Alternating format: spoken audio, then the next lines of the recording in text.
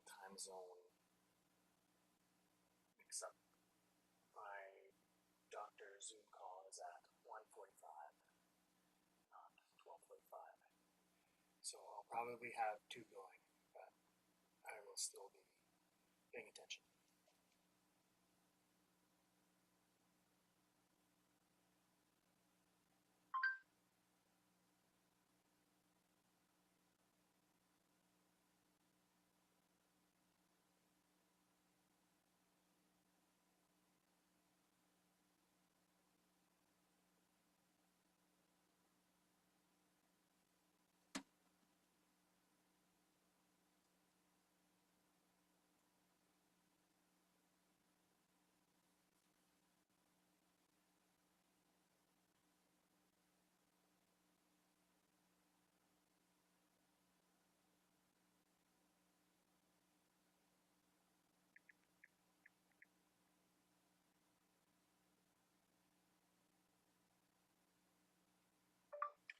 Hey Chris, I hope you and your wife had fun at the Christmas party the other night.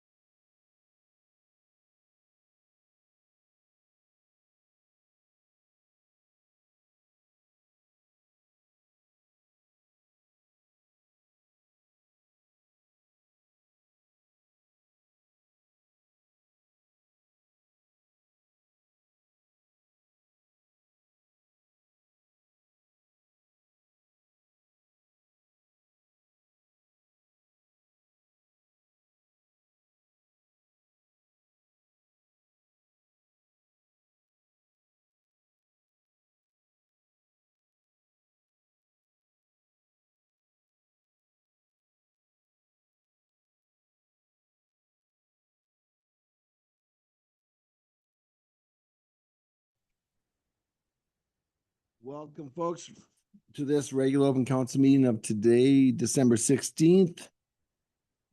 Just for those in the gallery to let you know that we have Councillor Hambrook and Councillor Dale attending virtually.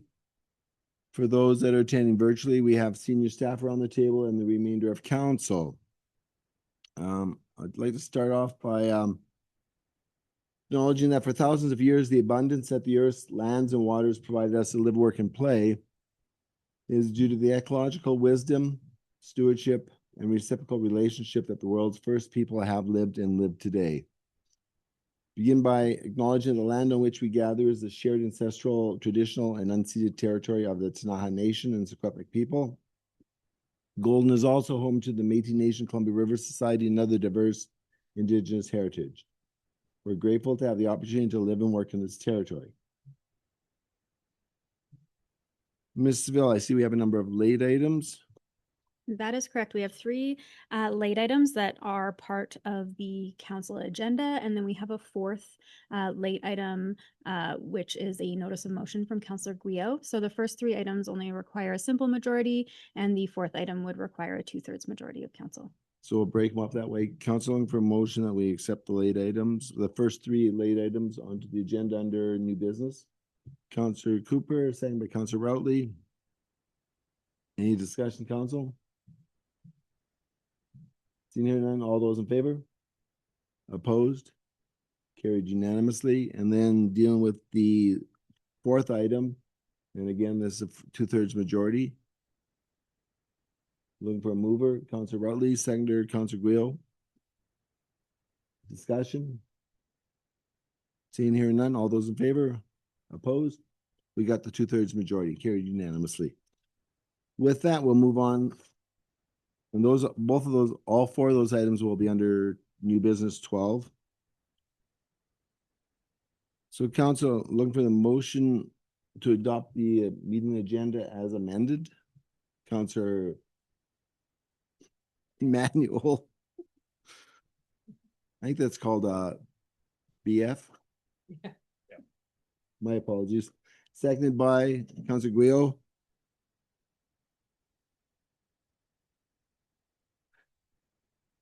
Okay, we've got the amended agenda up there. All those in favor? Opposed? Carried unanimously. Okay, we're not supposed to be having fun here. Come on. We have the adoption of the minutes of the regular open council meeting that was held December 2nd. And thank you to Councillor Routley for chairing that meeting. Looking for a move of those minutes. Councillor Routley, seconded by Councillor Manuel. Council, any errors or omissions in those minutes? Thank you. Seeing and hearing none. All those in favor? Opposed? Carried unanimously. Council, is there any business arising from those minutes that we are not going to be dealing with today during our regular agenda? Seeing none, we'll move on to delegations and presentations. We have Prem here presenting the Golden Municipal Campground presentation. And do we have Michelle online? No, okay. Welcome, Prem.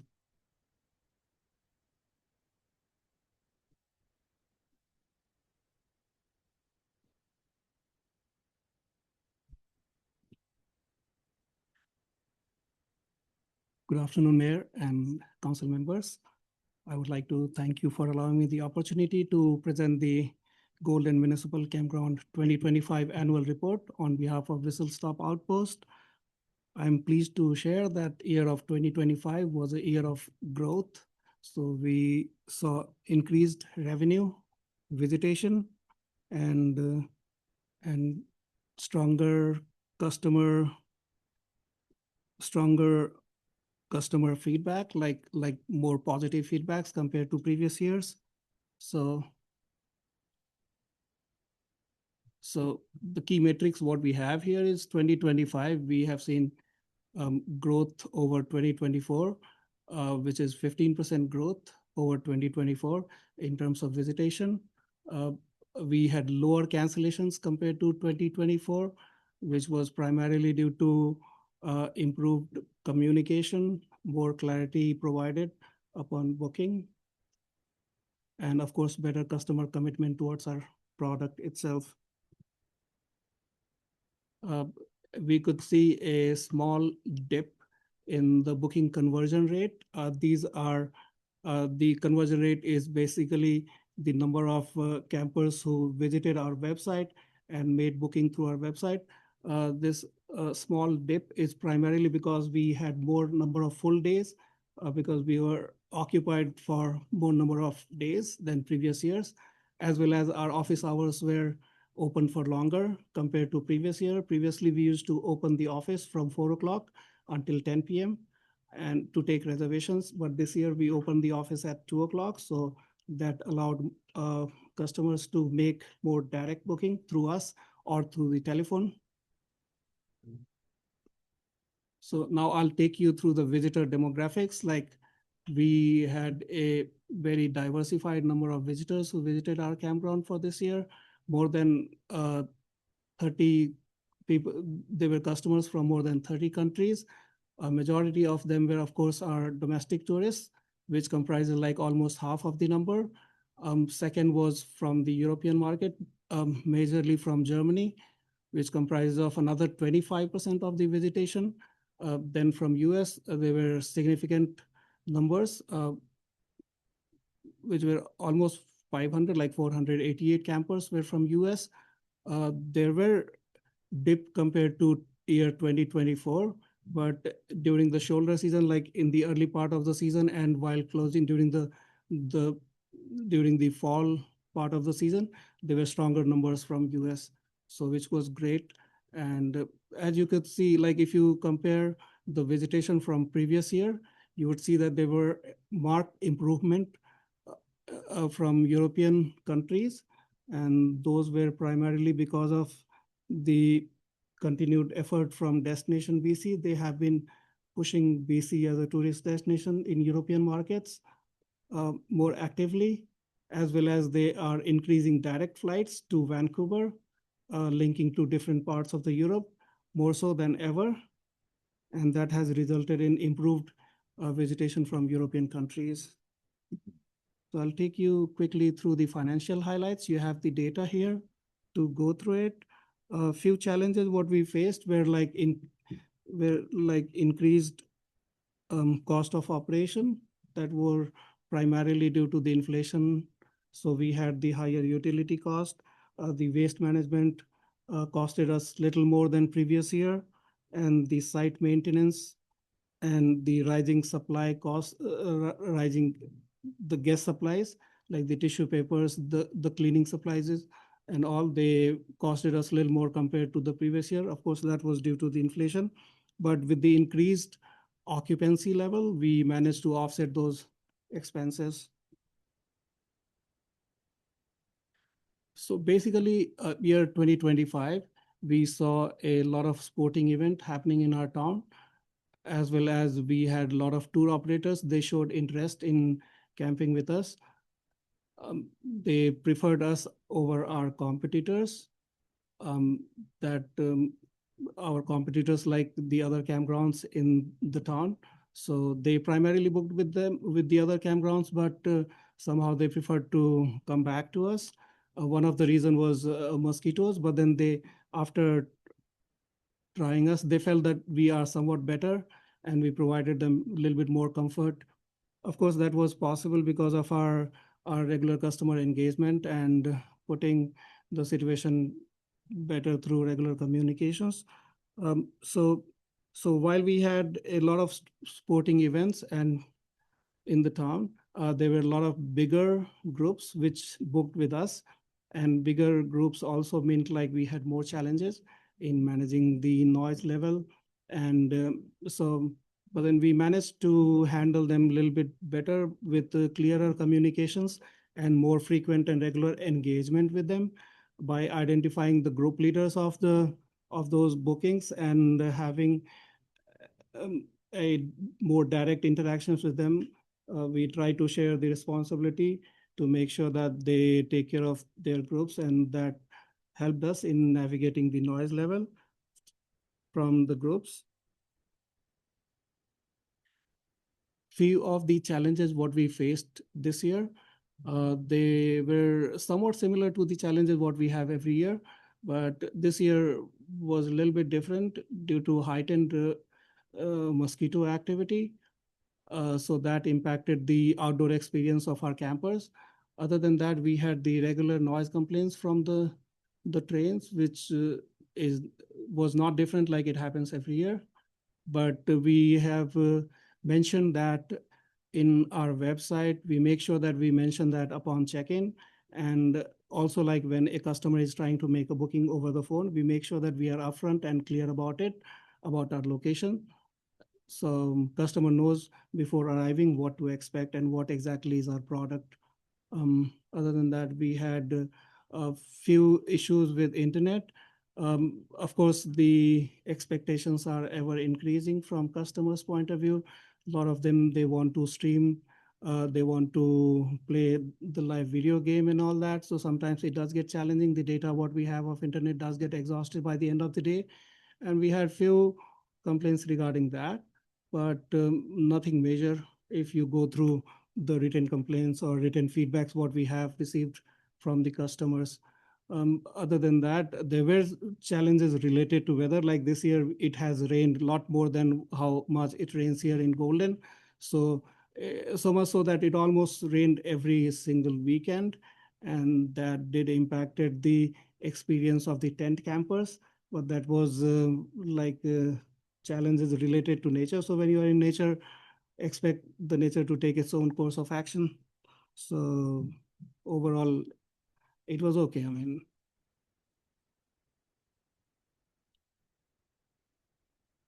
so these are a few of the feedbacks. It was one of the highlights of the season. Like previous year, we had 26 5-star reviews. And for this year, we had 50 5-star reviews, which is almost 100% improvement compared to the previous year. We are thankful to the customer. Of course, the primary reason is the product itself, and probably the way we brand our product or we put it across to our customers, that might have contributed in the positive review. But overall, the customers were happy. They left us better review, which is great. Few of the highlights were like the friendliness of our team, the cleanliness of our facilities. They noticed it, then they appreciated us for that. Of course, our booking process was friendly according to them.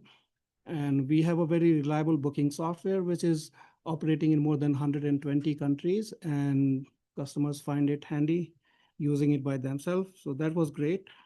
Of course, our location is great. We are along the river while we are in the town. So everything is approachable for the customer.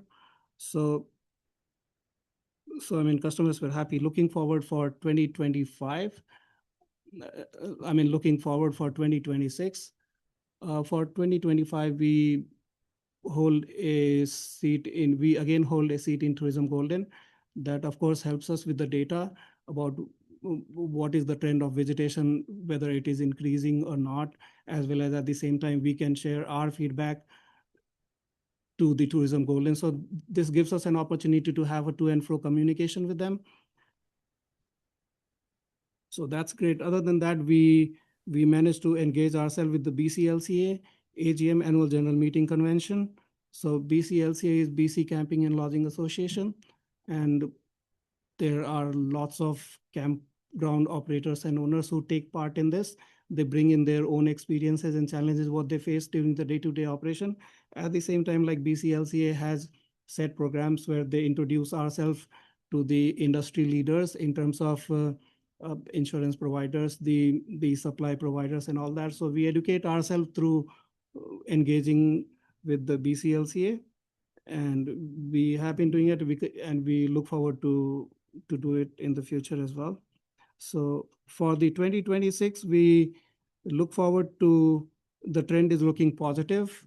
Like the destination BC is pushing really hard. In the European market, they are promoting us really hard.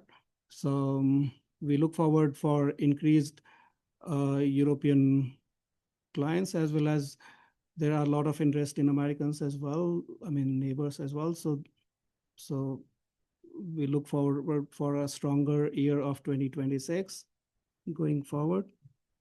And we have a set standard operating procedure. So while we will be open to see the challenges in hand, and we'll adjust our day-to-day course of action according to that. But then we have a set procedure, and we look forward to follow that as on the operational point of view. So my closing remarks is like year 2026 as well is looking like an year of a growth compared to 2025. We look forward to better on each and every aspect of it, and we hope for the best. I would invite the questions now. If you have any questions. Thank you very much, Prem. It's great to see 15% growth this year over last year, especially when you take into consideration last year was 25% over 2023. So that's right. So last year, 2024 was an exceptional year for us because of the Jasper closure. There was a fire in Jasper. So there were a lot of renewed interest towards us, which was great. I mean, September was great month. Usually by September, it starts to slow down. Yeah. But the yardstick what we had kept for ourselves is like we would consider ourselves a successful if we can beat the September of the previous year. And we managed to beat the September of the previous year, which was great. So awesome. Pretty amazing. Great work. Council, any questions for Prem? I have a couple comments. With regards to the hot water at the amenity hub, I looked to staff. I mean, is that the contractor's responsibility? Is that our responsibility? I'm assuming it's a known challenge. Your worship, it would fall to us, I'm sure. Although I can say that I'm honestly not aware of anything occurring this past summer. I've checked in with my neighbor here, and I'll check with the operations manager. But regardless, if there's an issue there, we'll make sure that it's attended to in time for the next season. Thank you for that. As someone who loves a hot shower when they're camping, especially like during the busy period between 10 o'clock, between say like 8 o'clock to 11 o'clock, there will be like 200 guys taking shower. So there is an additional load, and probably that is the point when we have feedbacks, like negative feedbacks, that shower is not hot. So primarily it is hot, though the replenishment is not quick enough probably. So I'm sure there's strategies to be able to address that. Great to see you had a number of 100% occupancy days. Do you have a sense of what that number is? How many days were 100% occupancy? Like they were, especially the long weekends were all full, and during the school holidays, there were more full days than not. But the good thing is that we are there at 10 o'clock, and we like respond to all the calls, voicemails, which we receive until 10 o'clock. Of course, after 10 o'clock, we don't feel that it is appropriate to return the call. So we take a note and we call them next year as a procedure. But having us been available and open until 10 o'clock, the customers came to us, even though we didn't have sites. So we were able to guide them to different campgrounds, which are like, may not be in the town, but in like 10, 15 kilometers drivable distance from the town. And that had like a lot of campers. And that's a lot of that customer service. That's for darn sure. I'm thankful for that. Yeah. But the other comment I have is when you figure out how you can control the weather, please let us know. For sure. Unfortunately, like Google was not very accurate. Google is a great tool and campers take a lot of guidance from that. But this year, what I have seen is Google was not very accurate, and it rained like every weekends. So well, quit doing the rain dance. Thank you very much for your presentation, Prem. Much appreciated. It's a great year for the campground, great year for our community, great year for us as a municipality by virtue of the revenues generated by the campground for the municipality. Thank you so much. Thank you for your support, sir. We look forward to work harder. Right on. Thank you. Awesome. Have a wonderful day, guys. You too. Okay, I see we have another presentation. I was remiss in not mentioning that the presentations are generally aligned to a 15-minute presentation with the opportunity for questions from council after that. We have the Golden Cycling Club, and this is Kelly? Yes. Brian wasn't able to make it. He's got another job, so he's up there. But yeah, thank you so much for the opportunity to present today. I forwarded over a report to Carrie that she will be able to share with you. that'll have some visual aids that'll help provide some context to the information I'll touch on today, because unfortunately I wasn't able to get you a PowerPoint quite in time. But as you know, the Golden Cycling Club manages and maintains a large portion of Golden's trail infrastructure on behalf of the community. Today, I'll just provide a high-level overview of what happened in 2025 and how we're positioning ourselves for 2026, working on long-term sustainability of the club. We work closely with Recreation Sites and Trails BC and the CSRD and the town, of course, to improve and maintain trails, as well as the facilities that support those trails. We see the trails as a critical community asset, providing benefits like social connection, mental well-being, and supporting summer tourism in our local community. In regards to our operations overview, our trail crew generally works from April through June, and again from September through October, with a planned pause during the hottest part of the summer for the bugs and the extra special heat that we get, and also when wildfire risk is most prevalent. We're not able to do some of the work that we need to do at that time of the year. Work is guided by our annual operating plan with flexibility built in to address issues as they arise throughout the season and as necessary. And while the GCC's primary responsibility is our sanctioned trail network, we also spent some time this year on the Table Mountain Trail in conjunction with the CSRD. This trail hadn't seen maintenance in many years, and with the Kicking Horse Canyon now being open, it's really great that we were able to get in there and provide some immediate benefit to the greater community for people to go hiking. Some other highlights for the season's trail crew program: we were able to get in 30 kilometers approximately of brushing in high growth and logged areas. Brushing is a really key component to keeping the trails in good maintenance. Ryan has an amazing rotating program, so there's a different 30 kilometers of trail that gets brushed every year. Construction of 650 meters of single track was done this year to move a trail off a skid road and into the forest, creating a better biking experience. Twisted Sister is a pretty high popularity trail that we have, and a donated machine from Golden Installations was used to fix a seasonally wet section this year. Gold Rush Trail, over a week was spent in there updating the trail to fit within modern standards, to fix up erosion and rebuild some features that hadn't been seen much attention in quite a long time. And the Summit Trail on Mount 7 was rerouted, and so that was to improve safety for bikers while still maintaining multi-use options for hikers and runners. So the original trail, which was the original hiking trail at the top of Mount 7, was maintained so that other users could have their experience and the bikers could still have their downhill flowing experience. We built the Tailgate Road Gap Bridge, which is a major safety improvement that'll help eliminate conflict.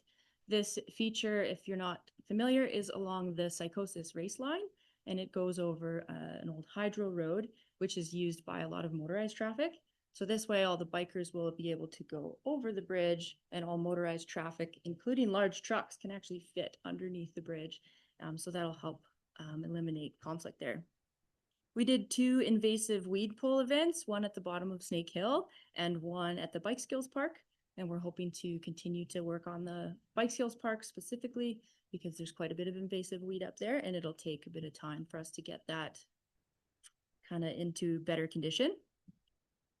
Due to slow provincial approval timelines, our current focus with the Golden Cycling Club is on improving and renewing the existing trail network that we have, rather than expanding it. Because at this time, we're unsure of whether any applications will be approved in the next little while, and we really have no status updates to report because of the fact that we can't get status updates from them, unfortunately. We're prioritizing trail design changes that are going to reduce user conflict, are going to improve flow and experience of riding the trails here, and increase the overall safety. We're also responding to the fact that 100% of our members surveyed this fall said that brushing and clearing is somewhat to very important to them. So that's a really important piece of the puzzle for us. As well, 96% of our membership said that improving existing trails is somewhat to very important to them. So for us to be focusing on those 2 things kind of aligns with what our membership is asking for as well. The wildfire risk reduction project that we've been working on town land is now in its final stages. It's a project that supports recreation, fuel reduction, and public education. It has improved sightlines in the area, and this is a heavily used multi-use zone. We've cleaned up a significant amount of the understory And we've even removed the old trailer that was abandoned in that gully. So we're pretty excited about that. Community safety was a central consideration throughout this project, and I'll speak to this one a little bit more at the end. In regards to finances this year, we spent approximately $112,000 in total operating costs. $72,000 of that went to the trail crew, tools, and equipment. In regards to revenues, membership, sponsorship, and donations were up this year, so we received $89,000 in between membership, sponsorship, and donations. And then RMI funding, thankfully, came through this fall at $45,000 for the year. 15,000 of which will be deferred to next year, as it's meant for a new trail that we're hoping will be approved to be built on Mount 7. That provided us with a net surplus of about $7,000. Keeping in mind that our fiscal year isn't over at this time, but that's what we're kind of estimating. And that surplus reflects that we maintained a really conservative budgeting approach this year, and that was due to the uncertainty surrounding the RMI funding. Having experienced in the past, I think it was 2022, we experienced a funding gap with RMI not coming through that in that particular year. And so we wanted to be careful to avoid financial strain continuing into 2026, just because we were unsure of that amount of money coming in, which is a pretty significant blow to us. And we'd be trying to catch up next year if we spent too much money this year. So that's why we had that bit of surplus this year. Now that surplus will be carried forward into 2026 for the trail crew, which is quite timely actually, as we are planning to expand the program and add a new trail building lead position next year to kind of work with Ryan Harvey in the trail maintenance lead position. And both of those people will be able to move forward with their respective goals. So that carry forward funds will help support a portion of that position. Last year, council had asked about membership demographics. And while we're still improving on the data collection, we can extrapolate from the information that we were able to collect this year.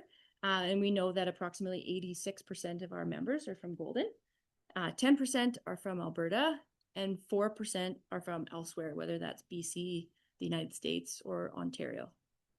This demonstrates that we have great local support here, as we have over 1,000 members.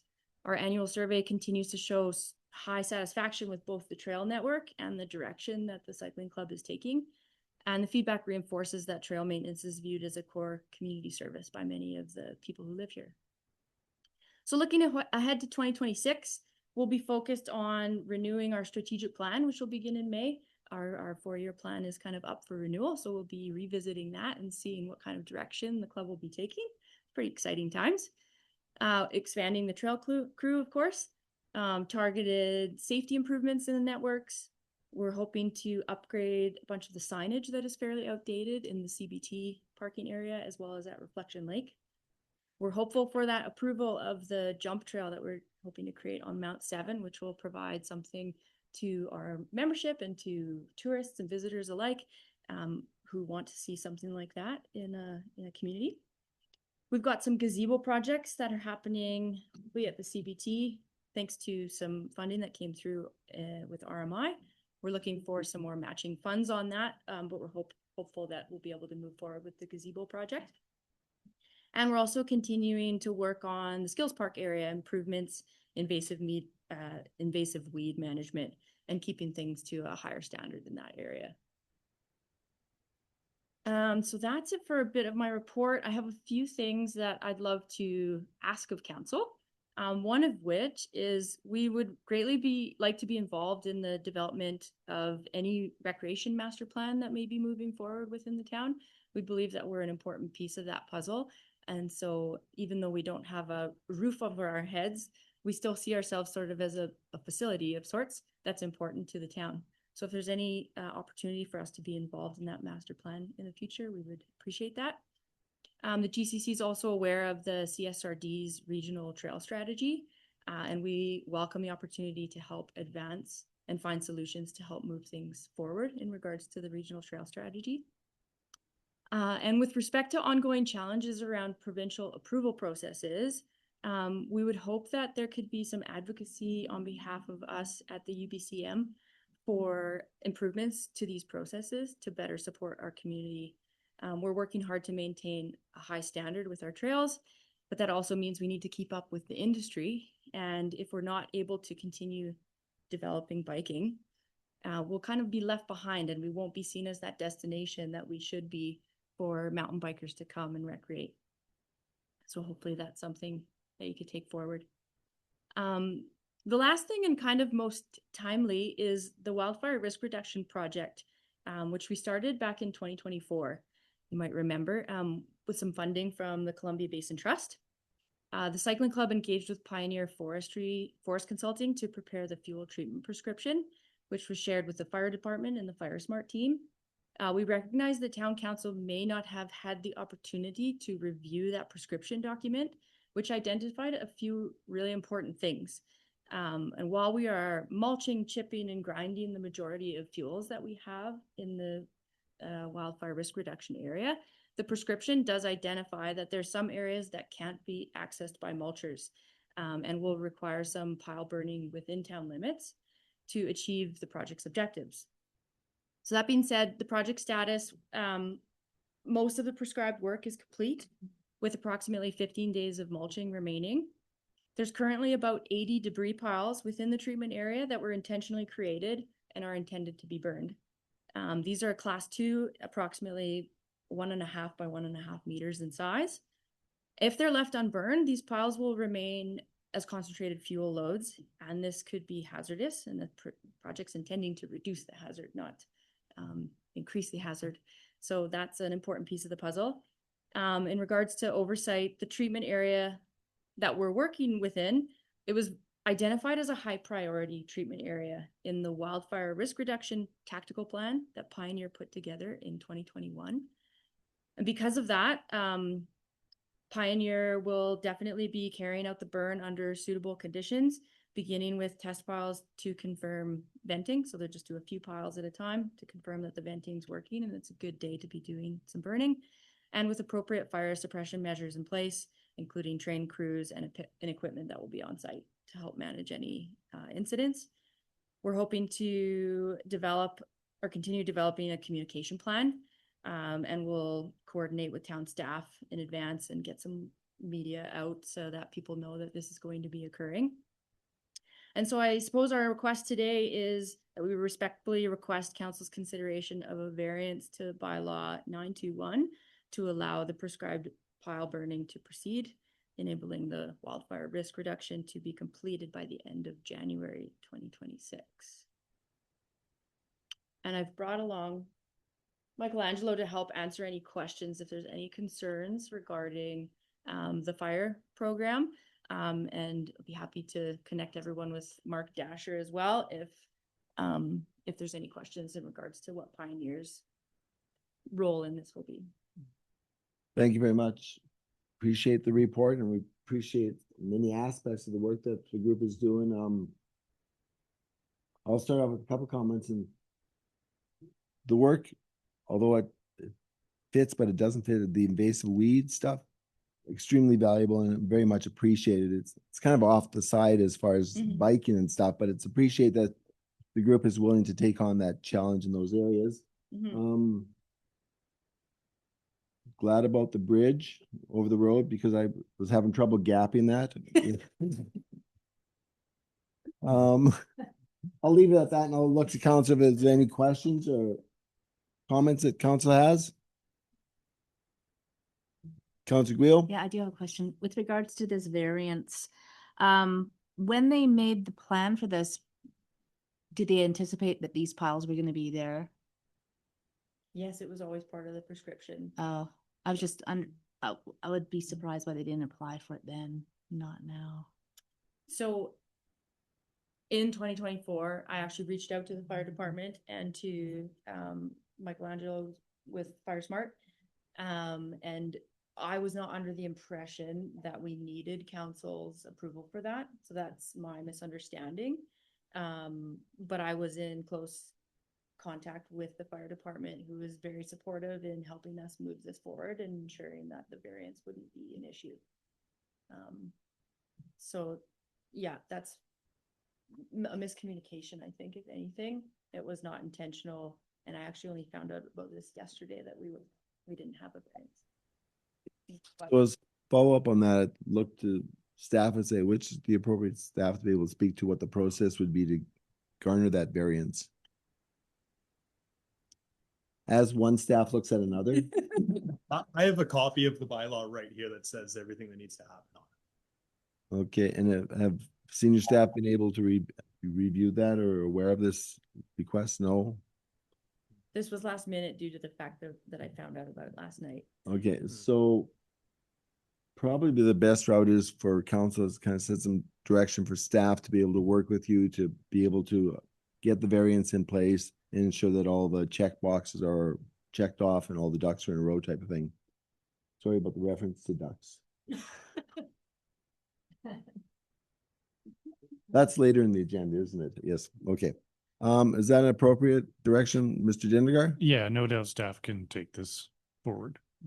And you would not need a resolution to that extent? I don't believe so, no. Okay, so with that, we'll directing staff to have the conversation to do what needs to get done to get that variance in place so the work can be done. Was it January? Yeah, by the end of January. Excellent. Okay, anything else, council? Councilor Manuel, sorry. Couple things. I'm with regard to lobbying the province for greater support.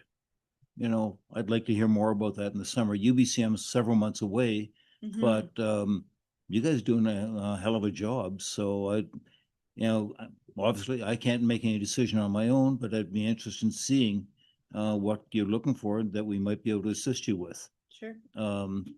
And the other thing is, you skipped over, I think you've talked before about a winter program. Oh, yes. I'm Well, it curious. rained yesterday, so the winter program's kind of not looking so good right now. We can be hopeful. Do you have one? Yeah, we do. We bought a new snow groomer last year. And they're hopeful that we can groom to keep the fat biking trails in order. We have a very small budget for that, because we don't want it to eat into too much of the summer budget, but we will be out there snowshoeing and grooming and keeping trails intact this winter. Sounds good. Yeah.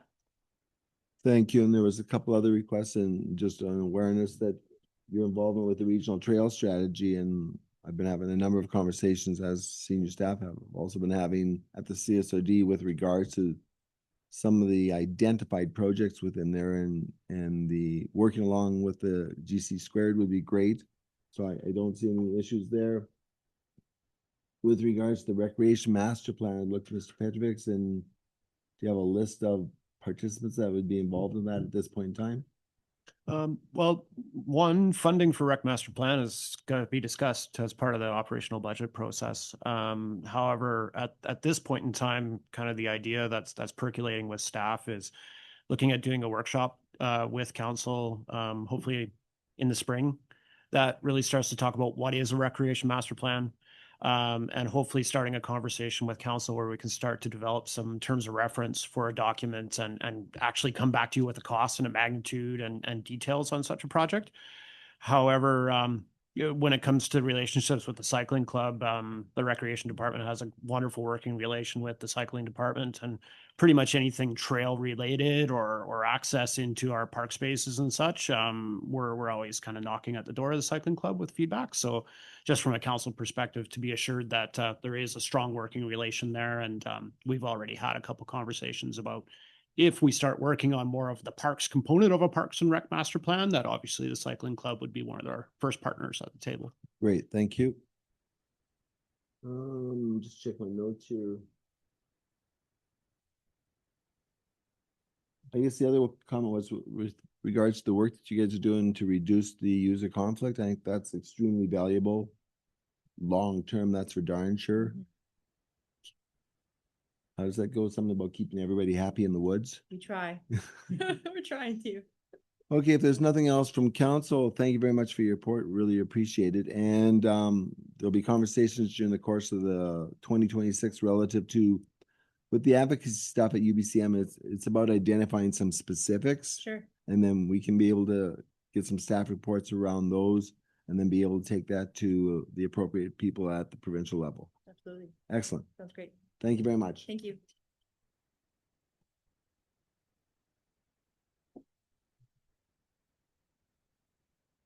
Okay, council, we're gonna move on to number 7, which is correspondence. I'm looking for a motion that the items of external correspondence be received. Councilor Guido, seconded by Councilor Dale. All those in favor? Opposed? Carried unanimously. We have a couple items that are action items, and the first one is a email, I guess, a letter from David Quigg, who's with the Sierra Club BC, requesting that we table a motion, defend the North Coast tanker ban and protect BC's coast. The letter also provides a draft motion and a staff report summary, and along with some background. So on that item, with that stated, the second item was a request. I just got to find it here. There it is. Council, we also received a request from the Golden Rams minor ball, talking about the equipment shed, and that the group is outgrowing that shed, and the fact that the shed is 30 years old. They were seeking a formal council resolution supporting the group in fundraising and grant applications to replace and enhance the existing storage shed located at the Ball Diamonds. So those are the two action items before us, council. Any action that council wants to take? Councilor Emmanuel.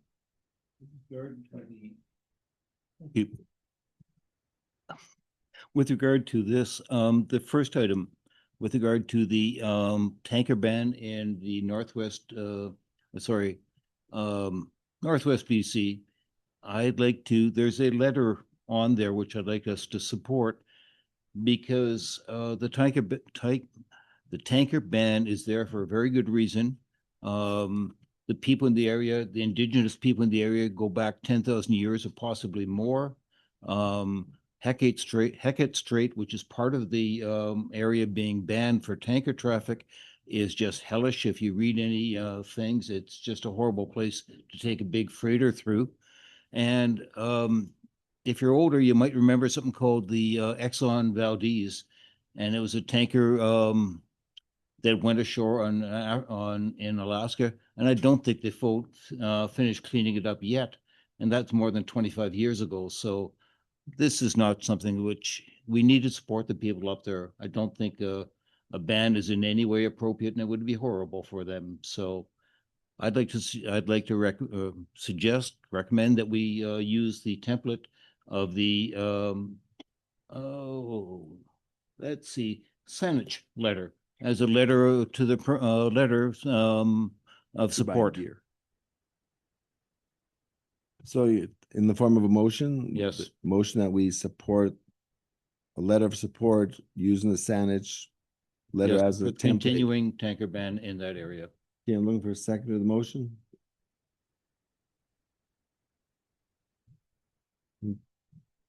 Seeing no seconders, we'll let that go. It's not on the table. Is there any other action with the other item? Councilor Christie. Councilor Christie. I Sorry. would like, no, I'm just joking. I'd like to bring forward the letter from the Golden Rams regarding the minor ball storage shed, and I had to ask a question, Director Petrovich, regarding space allocation. Is there space up in the Ball Diamond area, and where would it be impacting any other activities that happen in that space? Mr. Petrovich? Thank you, through your worship. Yeah, it's a replacement project, so it actually kind of strikes that asset management side of things quite well, as the existing shed that's there, I believe, was donated from the railroad back in the day, where the railroad had surplus sheds, and it's well beyond the use of its realistic life, with lots of woodpecker holes in it and such. So the plan would be to replace that shed with something that's a little bit larger, provides that on-field storage, which is kind of something that every user group needs in terms of being able to set things up quickly and get down to actually hosting their sport more effectively. And also the Softball Association is keen to share the space as well for storage with theirs. We had a hiccup with a Google Doc, which is why the letter of support from the Softball Association was not included on here. But that group is also in full support of the project and would intend to share a component of this storage space as well. From a building perspective, working with town, we'd make sure that it's more tin on the outside and such, and a little bit more bird proof than what we have up at the site right now. So no impact in terms of the function of the ball diamonds with construction of something like this. Thank you for that follow-up. Would it be constructed prior to this season? When would the availability, April before season, or would it be in the middle of season or summer season? When? I guess. Well, to be confirmed, however, based on the timing of the Ready Grant application process that the Rams are intending to go after, they wouldn't be seeing the award of their funds until March-ish. So the chances of getting something in before this, my gut feel and high level conversations with the group is this construction would start after the primary use season. So July, August timeframe would be probably the earliest. Councillor Guil. This question through your chair to Director Petrovic is regarding the asset. Is it going to be contributed to the town? Will it be will it be belong to the town after it's constructed? Traditionally, any of these kind of assets always end up falling underneath the town as a contributed asset. And this definitely remains kind of an item that we'd like to try and unpack from a work plan perspective and get a legal opinion on if we can start going down the road of having different MOUs or lease agreements or something along these lines to put some of these contributed assets back on the actual user base groups. As of right now, with no formal policy on this, staff would intend that a shed of this nature would end up becoming a contributed asset to the town. But the ability for us to start, unpacking this a little bit more, looking at different options so that a user group could kind of retain the ownership and maintenance of such an asset as this is definitely on our radar and on our work plan to try and bring forward some different options as we've been through this contributed asset conversation a couple times before. So for now, it would likely be presented as a contributed asset to the town. Thank you. Any follow-up, Councillor Guil? I'm just wondering if there's any liability with that, like with regards, like say they lock somebody in there for the weekend, like. Yeah, it's Cedric. yeah. So I sure hope not. I hope that somebody's responsible for the bat boy at the end of the day. But we're there's no way I can answer this one on the spot, but we'd be happy to bring back a further report. The world of ball diamonds and the ownership it's so different from one community to the next, and especially when it comes to the placement of something like some communities approve things like CCANs to go on, and it really is considered property and an agreement of the user group.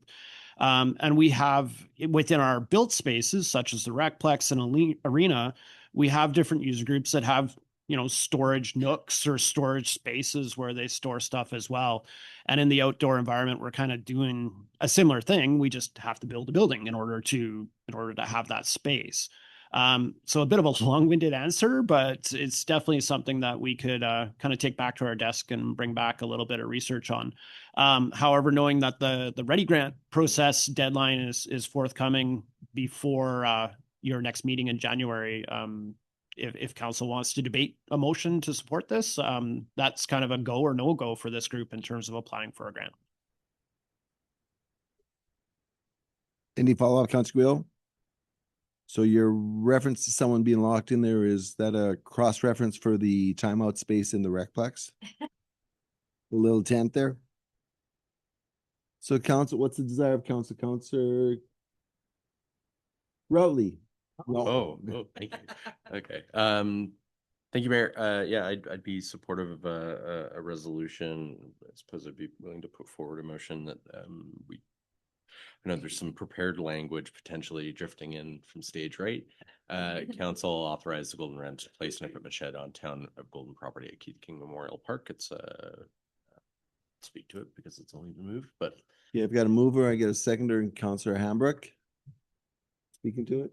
just it's been a well-used asset and a good opportunity to replace it and to have some support from the user group to do so is great, and so happy to see this move forward.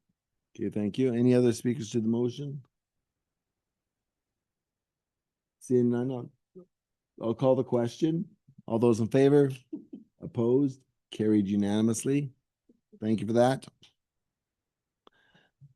That's our two action items under informational. We have two or a number of informational items under external correspondence, of which 5 are statements for information about Bill M216. We also have a letter from View Royal with an invite to join a coalition of municipalities to examine the issues of judicial review of provincial housing laws, and that's Bill 44, 3, 15, 25, and M216, and to share the costs of such. There's also an updated and a new annual report for 2025 from WildSafe BC, and they made the presentation, I believe, at the last council meeting. And there's a letter from UBCM President Corey Ramsey letting us know that our second Community Works Fund payment of $122,455 is expected to occur in the month of December. Sorry if you weren't able to keep up. So with that, we will move on to internal correspondence as soon as I flip the page. And there are no items of internal correspondence, no outgoing correspondence. Reports from council. Any council reports of activities that you've been involved with in the last couple of weeks, specific to wearing your councillor hat? Councillor Manuel. I think this is legit, but I'm a member of the emergency support services, and at our most recent meeting, we had the Jordan Wilkie, who is our fire chief and also has a role in emergency response. He attended, so he'd get to know us, and also brought along a firefighter, I think, who is going to be the liaison with the ESS so that he can better understand what's happening and better integrate the services of the ESS when appropriate with other emergency services. Any questions of Councillor Manuel? See none. Any other council reports? Councillor Hamburg? Yes, thanks, George. I attended a Kootenai East Regional Hospital District meeting on Friday. I just received the reports that I was going to forward when I got them, but I didn't have time to forward them yet. There are some huge financial pressures coming down from particularly the project in the Cranbrook Hospital. If you recall, we had an emergency resolution and committed $15 million to a second floor expansion to put they're doing a second floor expansion, and our motion is to add a third floor at that time. So there's a lot of back and forth about how to equip that and what services go into that. So it's ongoing, but you're going to see an increase in your taxes that are going to support the Kootenai East Regional Hospital District. At what level, I'm not sure. So I'll keep you updated on that. Thank you very much, Councillor Hambrook. Any questions for Councillor Hambrook? Seeing none, any other council reports? Councillor Routley? Thank you, Your Worship. On the date up here, the 4th of December, I had the privilege of attending a committee of the whole meeting for the Columbia-Shuswap Regional District, where the committee reviewed the final work plans and strategic plan for the regional district moving into 2026. Work plans included a few items relevant to Golden and Area A, including the same trail strategy that we were discussing earlier today, as well as, or that was mentioned earlier today, as well as liquid waste management, just ongoing conversations that have been already kind of engaged in at this table, as well as the strat plan discussions, looking at those core advocacy pieces in particular, which included mosquitoes. So at least everyone's very aware, but we'll see what happens. Thank you for that. Any questions for Councillor Routley? Seeing none, I'll get on with my report. I'll start off with I met with Director Cathcart, our CAO, and the Executive Director from Golden Community Economic Development to discuss longer-term funding for community economic development as opposed to the annual requests. I attended a living wage information session for municipal governments, which was quite interesting. Also had the opportunity to attend the Town of Golden Christmas Party. It was a great event, good attendance, and an opportunity to thank staff for the work that they did on that. It was appreciated. I know all the staff appreciated. I just recently, along with the rest of council, attended a session with council and the CAO to formulate our new CAO performance review process. And we have a third-party contractor helping us, assisting us through that process. From the CSRD board meeting of December 12th, the meeting, the 2026 CSRD meeting calendar was approved unanimously with no changes. There was also, and for council's information, that the CSRD board approved the $233,500 from the Golden and Area Economic Opportunity Fund to be applied towards the municipal airport rehabilitation project, and that was carried unanimously. Also note that the 2025 5-year financial plan amendment bylaw number 5921 was given first, second, and third readings and was subsequently passed. 2 items that are relevant to our community from those amendments, and that's the community works funds were approved for $100,000, including taxes from the Area A Community Works Fund for contribution towards the chiller. That was an emergency replacement at the Golden Curling Rink, and a thank you to Director Cathcart for bringing this option forward for that emergency repair. There was also an amendment to the 2025 5-year financial plan for the Golden Area Mosquito Control Program to reallocate that an additional $100,000 from the existing operating reserve fund to the operating budget for 2025 as a contingency for additional treatment as necessary. Moving on, there was a recommendation to the board that the board directs staff to bring forward the following changes to the tipping fee bylaw at the December 12th meeting. And this was for board consideration. Refuse went from $90 a ton to $100 a ton. Mixed load went from 270 per ton to 350 per ton. And there was the addition of a minimum charge, $5.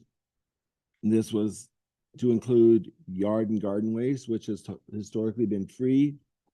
The one comment that was made, note that this was a charge per load, not by weight. So if you brought in the heavy one, it was still $5.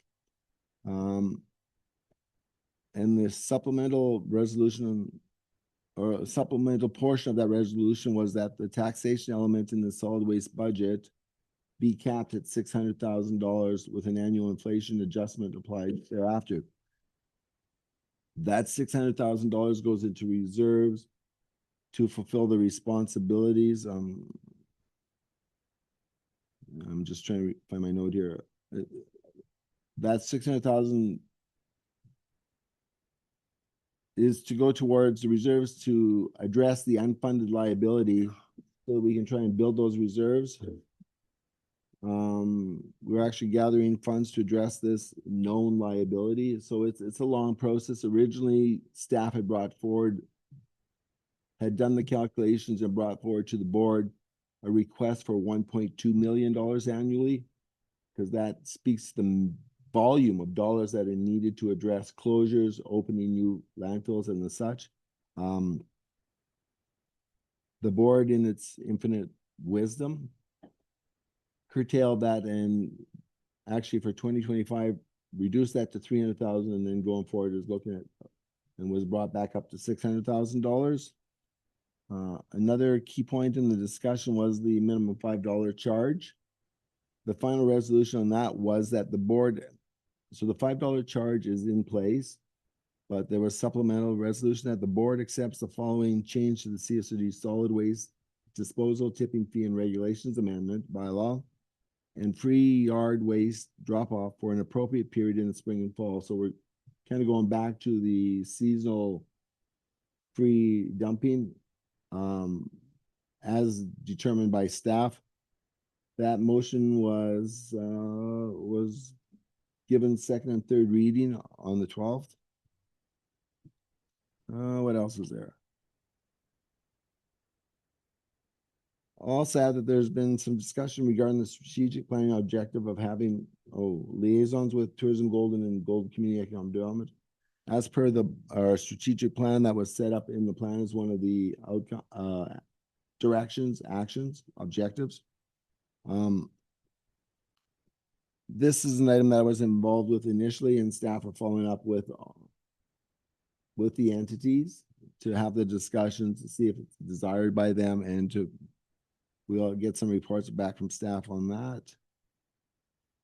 And the final note is I was informed this afternoon that the Golden Food Bank received a donation of $196 from the CSRD Christmas Party 50-50 draw. So that was a nice bonus, and I sent them back a note in appreciation.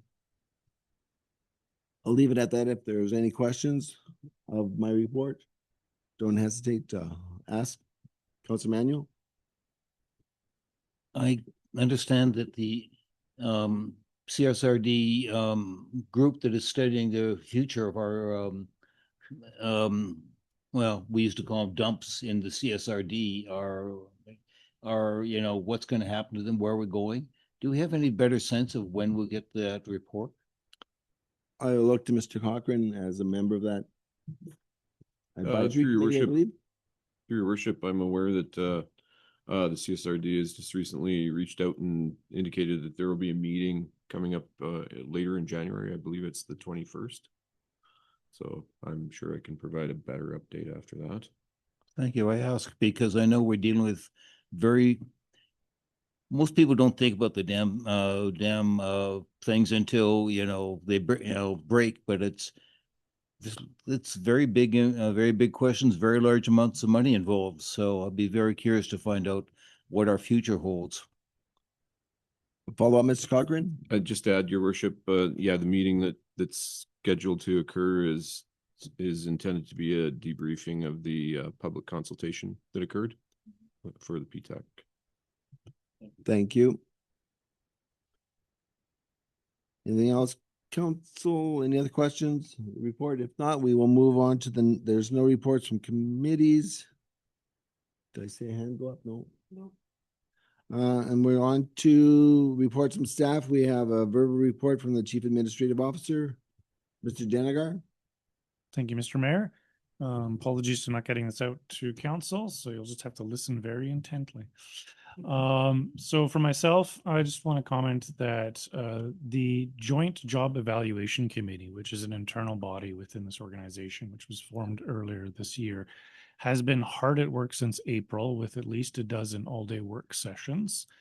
Foundational work has been completed, hurrah. And as of this morning, the committee is now doing a road show for all staff, bringing them up to speed on what this program's all about and how it's going to bring even greater equity and fairness and unbiased evaluation of all the positions within this organization, which will help ensure that going forward, pay is equivalent to the job duties. So a lot of hard work. Just want to thank all staff who've been involved in that, and more will be coming out in the coming year as the work has, it feels like it's done, but it's actually just started. In corporate services and communications, staff is working on the 2025 year in review for the town. Check it out on December 22nd, just in time for Christmas. It'll also be in the newspaper, but you can find it on our website. Some holiday related things. Town Hall will be closed to the public December 25th to January 22nd inclusive. January 2nd.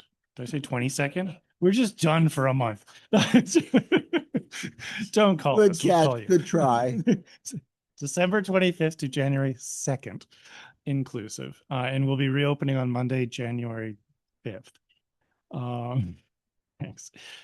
Rec facilities, though, they almost never close. They will be closed on December 25th and 26th and January 1st. Do check out holiday rec schedule online at golden.ca/rec programs. There will, of course, be impacts to garbage and recycling pickup during the holidays. So check out golden.ca for details. It should be there in our banner of latest news.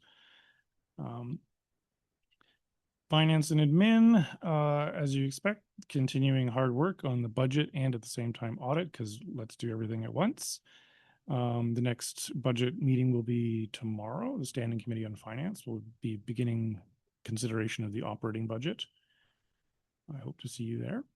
And recruitment of the new financial services lead / manager of finance position is in progress. I was really hoping to give you some good news today, but we're still doing it back and forth, but maybe we'll have something for you tomorrow. Planning and development, building permit of note includes the conversion of the old Selkirk Sports Building into a multiple commercial rental units. And a note from the Director of Planning and Development. He's asked me to pass on his gratitude to Mayor and Council for coming out and supporting the Christmas party for staff. And I'd like to thank his department for actually making the party happen as well, doing all that lovely decoration. So thank you. Protective Services and Fire Department. They've noted a major increase in road rescue, both in town and in surrounding areas. No surprise this time of year, but yeah, busy. And also of note, I can't remember if I mentioned it last time, but the director of the emergency program and the new liaison role have been busy meeting. They met with the emergency support services at the regular monthly meeting, and there's just really ramping things up with communications and coordination. In public works, although the weather's been ever changing day to day, they are prepared and have been busy doing some winter maintenance and then recovery as everything thaws and becomes ice and all that, and prepared for the next snowfall. There's also a lot of interior facility maintenance work ongoing throughout the winter months. At the arena, some mid-season refrigeration maintenance is occurring, bleacher heater maintenance is happening, and some ice surface light replacements are occurring, just some more in the future. And also happy to say that we received word from the CSRD that our request for EOF funding to support the BC Air Access program for upgrades to our airport was approved. Thank you. And with that, we'll be submitting the application next month prior to the January 16th deadline. All our fingers and toes are crossed that we get that. And last but not least, recreation services, the Department of Fun. Private ice bookings at the arena over the holiday break are higher than normal, with most 8-hour operational days fully booked. Attendance and drop-in fitness is very strong right now and is anticipated to be strong due to some changes to the format of classes by private renters. The weather has also motivated the public apparently to engage in more public skate times. So we've got great numbers there, 20+ participants regularly. Also of note, expression of interest for the Pool Next Steps project that Council has been meeting with staff about in the last bunch of meetings. That is going to be posted in January. So when you see that come out, feel free to hive it out there to your own networks. The more people who are interested, the better. And my last point, last week, rec staff attended a grade 10 careers class and talked about Golden's now famous Ready, Set, Guard program, and talked to the students about employment opportunities in rec and in the swimming pool. Keep those numbers coming. Thank you. Thank you for the report. Any questions for Mr. Denigar or comments? I guess I'll just ask to share a little bit more information about the airport, and relative to the request was EOF was 233,500, and that was to cover off the potential of a 75% grant funding, recognizing that when we made a previous application, we got 90%, and with the hope that we will get another 90% on this particular funding, but it covers off all the bases. Just That's correct. It's sort of a worst best case funding. But if we get the best case, then we'll just keep the money, right? I don't think it works that way. Thank you for that. Oh, Councilor Manuel? I'm just wondering, this sounds good, what's happening, and I hope we get the best results we can. But how are we doing on the, putting away money, because we're going to be back in this situation of, repairs needed to the airport, and we dealt with it very luckily and very well recently, but it's going to happen again. I'm just wondering, in terms of infrastructure, are putting money away, and also the CSRD, are we there yet, or? The awareness is there. The actual construction plan, at a high level is there from the report about the airport. It was done a number of years ago by HM Aero. So we know the path that we're heading towards. This was an opportunity that came up and fit really well with that infrastructure path. The question of infrastructure funding is a bigger picture issue that we'll be dealing with next year as part of the long-term financial planning for infrastructure. So you'll see that in the summer of next year. And the conversation with the regional district about cost sharing and funding those reserves perhaps at a higher level, that would flow naturally from that long-term financial plan, because it'll give us more accuracy about the time frame, the rate of saving that we need to do to make sure that we're covering off these things. Otherwise, we'd just be making a best guess, and that's maybe not fair to either party. Thank you. Any other questions from Mr. Denigar? Thank you for your report. And with that, we'll move on to 10BA, which is the Kicking Horse staff report from Mr. Petrovic with regards to Kicking Horse Cultural Services Agreement. Mr. Petrovic. Thank you, Your Worship. As council is aware, Town of Golden, with funding from the CSRD, has an annual 5-year agreement in the works with Kicking Horse Culture, and that funding provides their key funding to keep lights on and keep the organization operational. As well, we've always had a specific breakout item that supports a budget for the Summer Kicks budget as well. As council is familiar, at our last regular open council meeting, the executive and artistic director from Kicking Horse Culture, Logan Turner, came in and presented a recap of the annual report that did end in some requests for additional funding to their annual funding. With that, staff have been working on bringing forward a report and looking at options on potential changes to the contract and how we would restructure the contract. And we need a bit more time in order to bring that report forward. And also their internal desires of presenting this request along with all the other operational budget items was kind of the direction that staff were going with this. So within this report, we are looking to extend the existing contract through till April. That would allow us to flow through that traditional $60,000 payment to the organization in January as per the traditionally structured contract, just so they have money to keep the organization rolling. And we would plan to tackle those conversations during our operational budget conversations. So with that, I'll welcome any questions. Thank you for that. Council, any questions of clarification prior to getting a resolution on the floor? Councilor Guil? I'd like to move option 1. Okay, and that's, Adopt the recommended resolution. thank you. We got to move our secondary and Counselor Manuel. We have a resolution on the floor. Council, any discussion specific to the resolution? Seeing and hearing none, I'll call the question. All those in favor? Opposed? Carried unanimously. Thank you. It's almost too simple for you. I had my concerns, but thank you. Okay, Councilor, move on to bylaws. And we have the bylaw 1510, responsible pet ownership and animal control for first reading. Ms. White. Thank you, Your Worship and Council.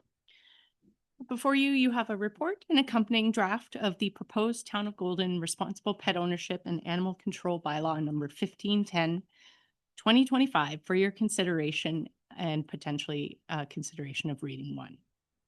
As reported to Council back on November 18th at the regular open council meeting, the Corporate Services Department undertook a comprehensive review of our current bylaw 1157, 2005 animal control, starting in 2023. We've completed extensive research using examples of bylaws from similar communities, and we've received legal advice, advice from legal experts and leaders in animal control and the BC SPCA in our development of this proposed bylaw. In addition, we've received feedback from other town departments, interested stakeholders, and completed a public engagement process that provided us with an understanding of how residents use certain areas in the community with their dogs, and also feedback on the topic of chickens or backyard hens in the community. 34 chicken owners provided us feedback via that What We Heard report. All this work has been done with the goal of developing an updated bylaw that's evidence-based and balanced in response to an evolving community, a growing number of complaints related to animals, observations we've made on bylaw patrol, and limitations within our current animal control bylaw.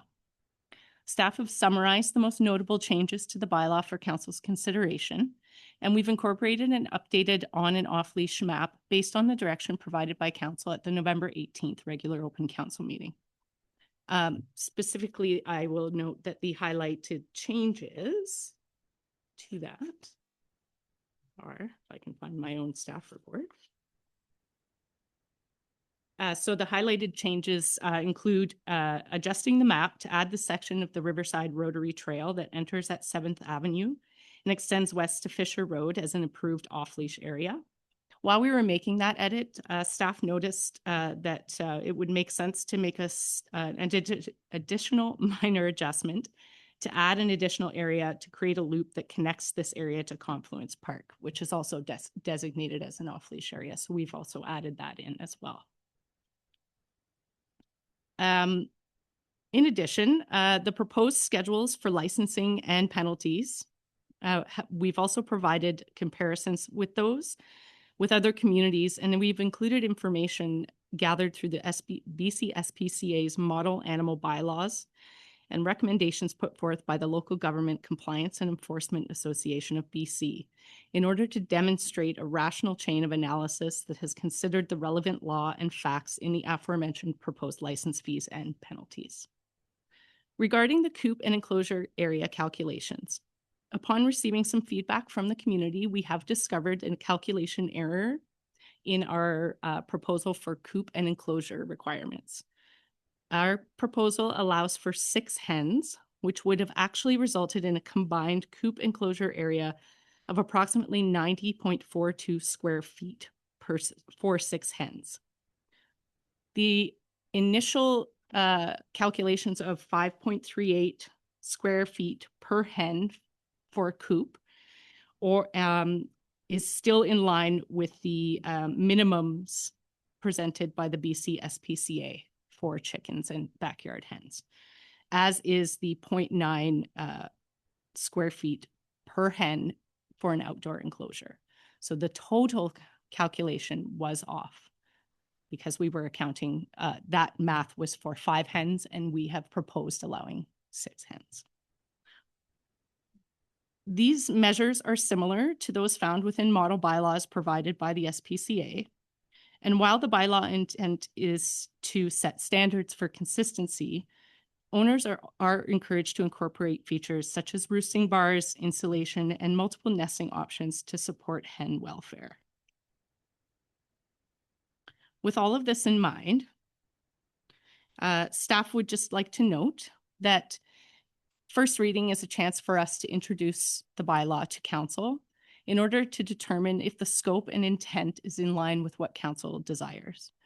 We do intend to revisit all sections of the bylaw after today's meeting to ensure that we are meeting community desires, that we are meeting the intent of the BCSPCA best practices, and should council provide any direction today for incorporations into the bylaw, we will bring that back for second reading and also have further discussion at that time.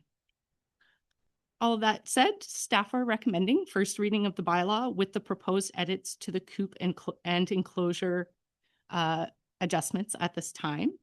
And this allows for council to make any suggested revisions or provide us with further direction prior to considering subsequent readings. I would welcome any questions.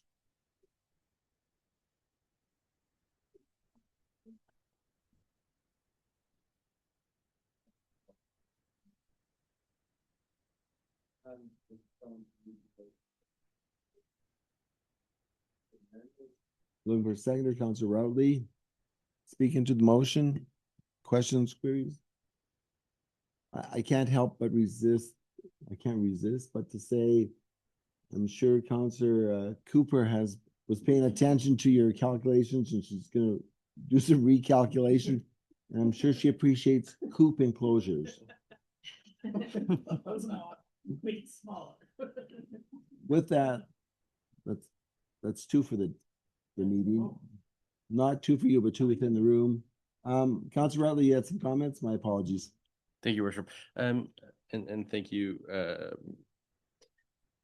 Manager White, and to the entire staff for a very extensive process. I wish we had even 10% of the engagement for well, maybe 20% would be great for budget or anything like that. 840, that would be great too. As I guess some questions around the establishment of the prohibited animals list within that schedule, as opposed to say like a positive list approach that BCSPCA suggests, or I guess I'll start there. Kind of the basis there. I see a lot of overlap with the province's controlled alien species regulation with some additions. I think anteaters aren't on that one, but they're in our bylaw, so that's good coverage. Salvador Dali's not alive, but it's unfortunate he wouldn't be able to visit or reside with his anteater. I'll leave it there. A question around the prohibited animals list there. Ms. White? Through your worship.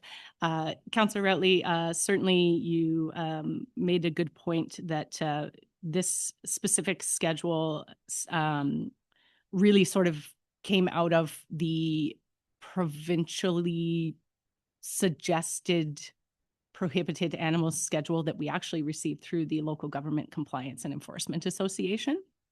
However, we are certainly open to providing a different option and could certainly, with reading 2, bring back an alternate Schedule C that is more positive or is more in line with what the BCSPCA is suggesting, if that is something that council would like to see. We're open to this, to the direction. So on that point, I'd look around the room for some nodded heads. Specific to the comment by Ms. White?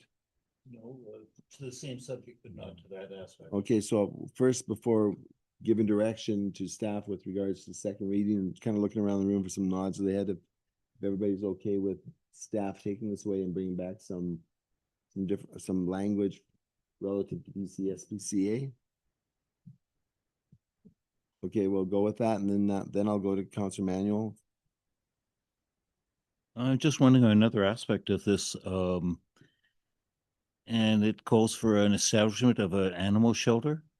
have we given any thought to how that might work in terms of where, how much or personnel for necessary for it or anything like that? Ms. White? Through your worship, the establishment of an animal shelter provision is simply a legal provision that allows us to establish an animal shelter, which we already have. So this is not in addition to or outside of the one that we already have, but rather refined language on the establishment of the existing So it shelter. is not a replacement of what we already have. We already have a shelter down by the sewage treatment plant. Thank you, whoever whispered that, where Little Mittens occupies half of that shelter and is sort of in charge of our cat population.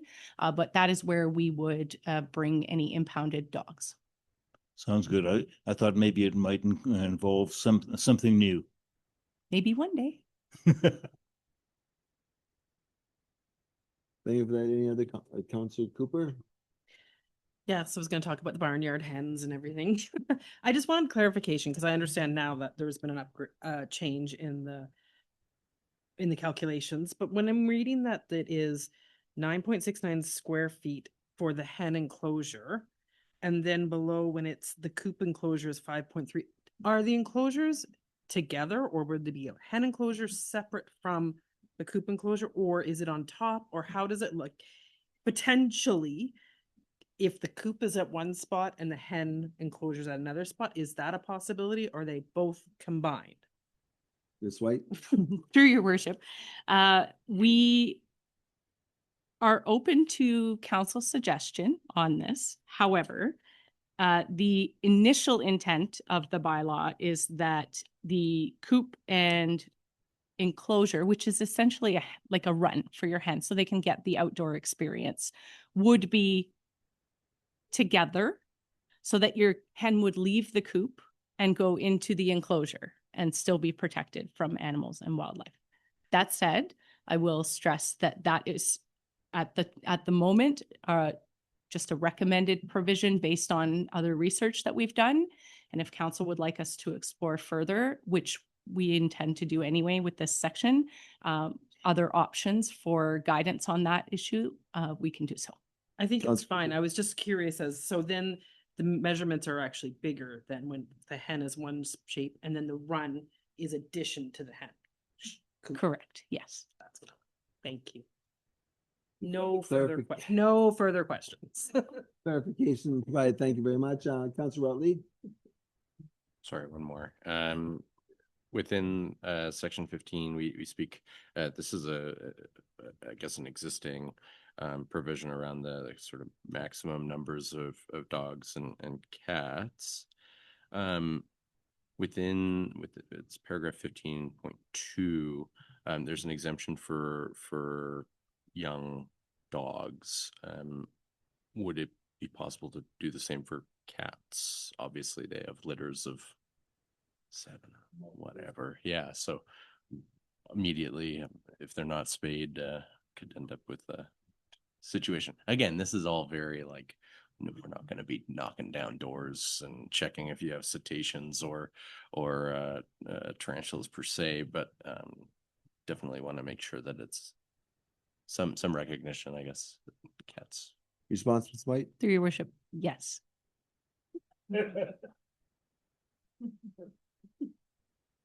Okay, anything else? Council?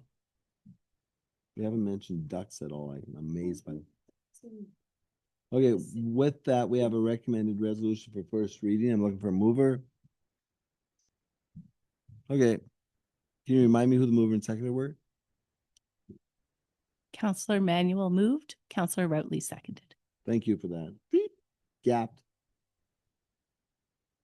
Ms. Seville? I just want to ensure that the mover and seconder are okay with the amendments. So I have listed 2 items that staff will bring back for second reading, which is to bring back an alternate to Schedule C with positive language for consideration and to add young cats to the exemption in 15.2.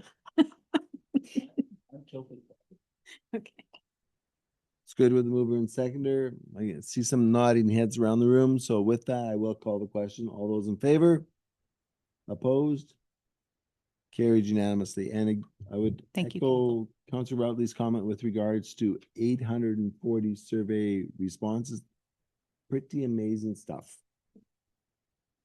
We will move on the agenda to item 11B, which is the Town of Golden water sewer rates and regulations. Do staff want to speak to the bylaw? Mr. Cochran? Oh, your worship, I can just remind council that the rates that were resolved by council are 25% increase for water, 15% increase for sewer. These are intended to bolster existing reserve contributions for renewal of assets as identified in recent master reports. Thank you for that. I've got a motion there. The council adopt bylaw 1504, 2026, Town of Golden Water System Rates and Regulations bylaw, and bylaw 1505, 2026, Town of Golden Sanitary Sewer Collection Rates and Regulations bylaw. Looking for a mover, Councilor Routley. Looking for seconder, Councilor Cooper. Any discussion on the motion? I guess I would just express my appreciation for the report that came forward that identified that, in fact, we have not been doing full cost recovery under these utilities. And by not doing so, we would be setting ourselves up for some potentially horrendous situations. And I think quickly about what's happening in Fernie. So it's going to be a bit of a hit for folks, but this is responsible governance as far as having adequate revenues to cover the cost of service, as well as putting adequate dollars into the reserve accounts. All those in favor? Opposed? Have we done that? Nope. Okay. All those in favor? Opposed? Carried unanimously. And we have another staff report here. Mr. Petrovics. Busy afternoon on the bylaw front here. Thank you, Your Worship. Staff are bringing forward a report that's specific to your Civic Center rental rates bylaw. Back in January of 2025, we managed to tackle some very long overdue housekeeping and bringing forward a new bylaw that provided some increases to the historic Civic Center rental rates. A lot of the history that behind not bringing the rates forward was kind of based on some of the operators in the past and just the back and forth with bringing forward rates. So with some changes on the operating front at the Civic Center, we managed to get that across the goal line back in January this year. And we only adopted a one-year bylaw. So that bylaw now is coming to a close at the end of this calendar year.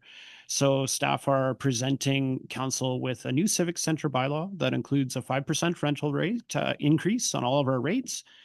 We've added a couple smaller increases around the kitchen rates, wedding packages, and some storage, just to reflect some of the realities that are happening in the building when it comes to janitorial time and cleanup time and such.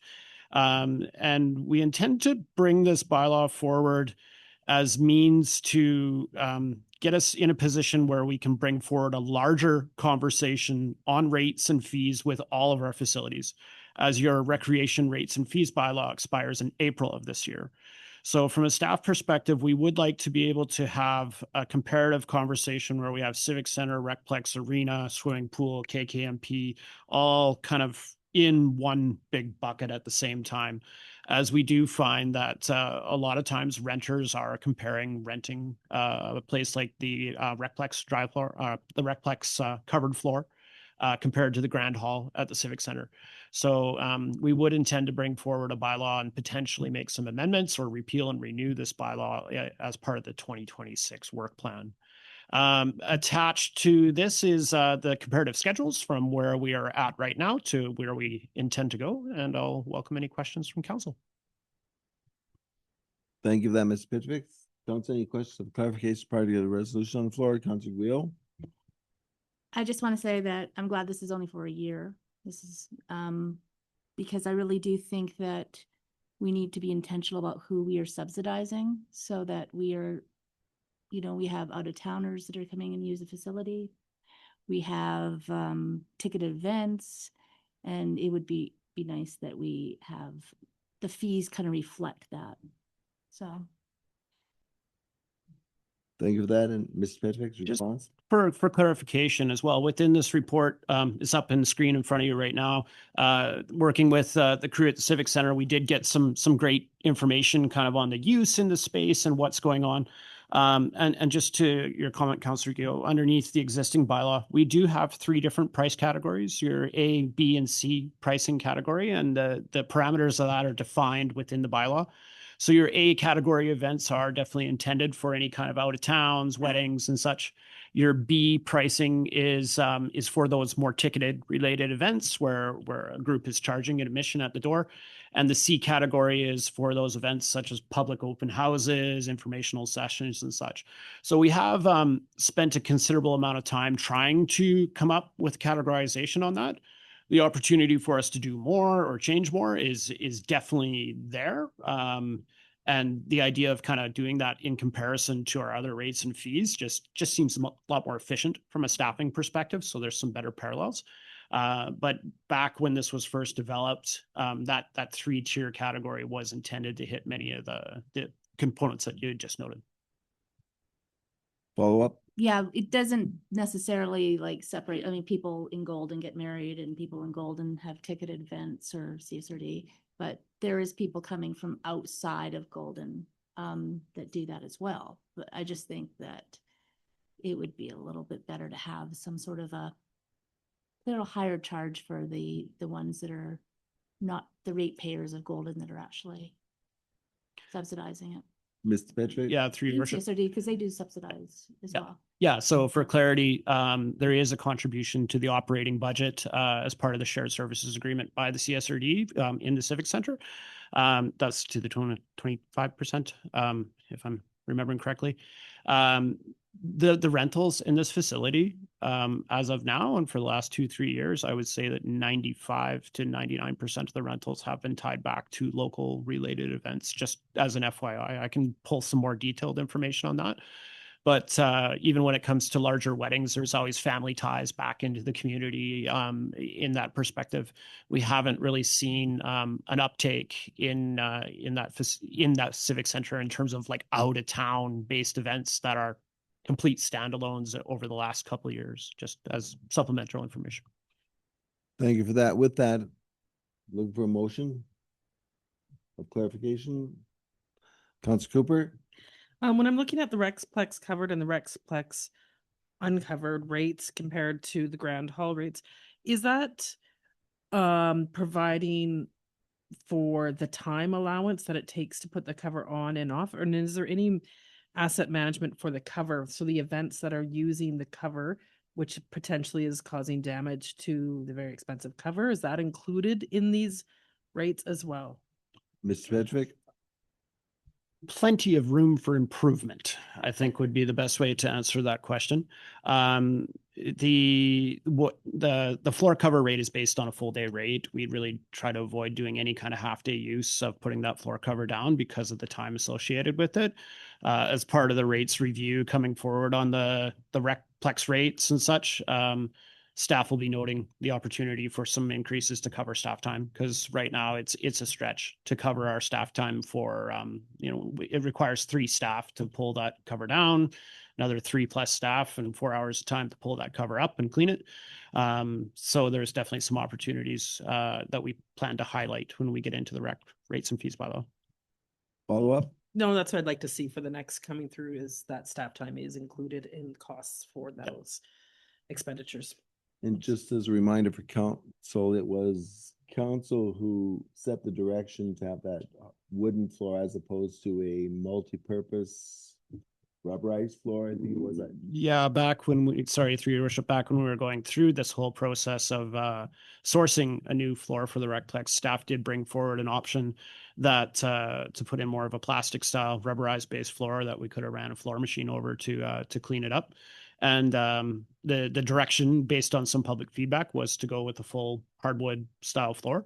With the installation of that floor, the use in the building shifted. And being a multi-use facility, there's always so many different channels and veins we could go down when it comes to the use in the facility. But when it does come to floor covered events and protecting that asset, there's a hefty amount of labor involved with getting the building set for those types of events. Thank you for that. And I would add that I think the wood floor has been serving us well, but when we went into this, recognized that there would be additional costs with regards to getting down the cover to protect that asset. Okay, we have a recommended motion. Councilor Routley. Thank you. Moving the recommendation that council gives for a second and third reading. Looking for a seconder. Councilor Guile.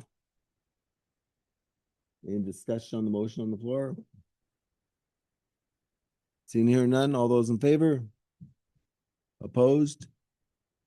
Carried unanimously. Thank you. Thank you. So now we go on to new business, which is 12. I'm calling 12A, which is a staff report from Mr. Armstrong with regards to 1410 Golden View DVP. Sir. Thank you, Mayor Azust. I thought you'd let the Director of Recreation keep on going with this other report. We have to shut him down sooner or later. Yeah, I appreciate the time here. Well, I would like to introduce council to two developments that have been in the works for some time that in part benefited from some of our master planning to sort out some of the servicing stuff alongside. And the first one on the docket is 1410 Golden View. And before I get too far into it, the developer's representative, Chris King, is here, perhaps with one of his colleagues. Well, welcome anyway, Brandy. Friend, colleague. Oh, really? Perfect. Well, anyway, the more the merrier. So this is a project that is quite ambitious. Both of these two projects, this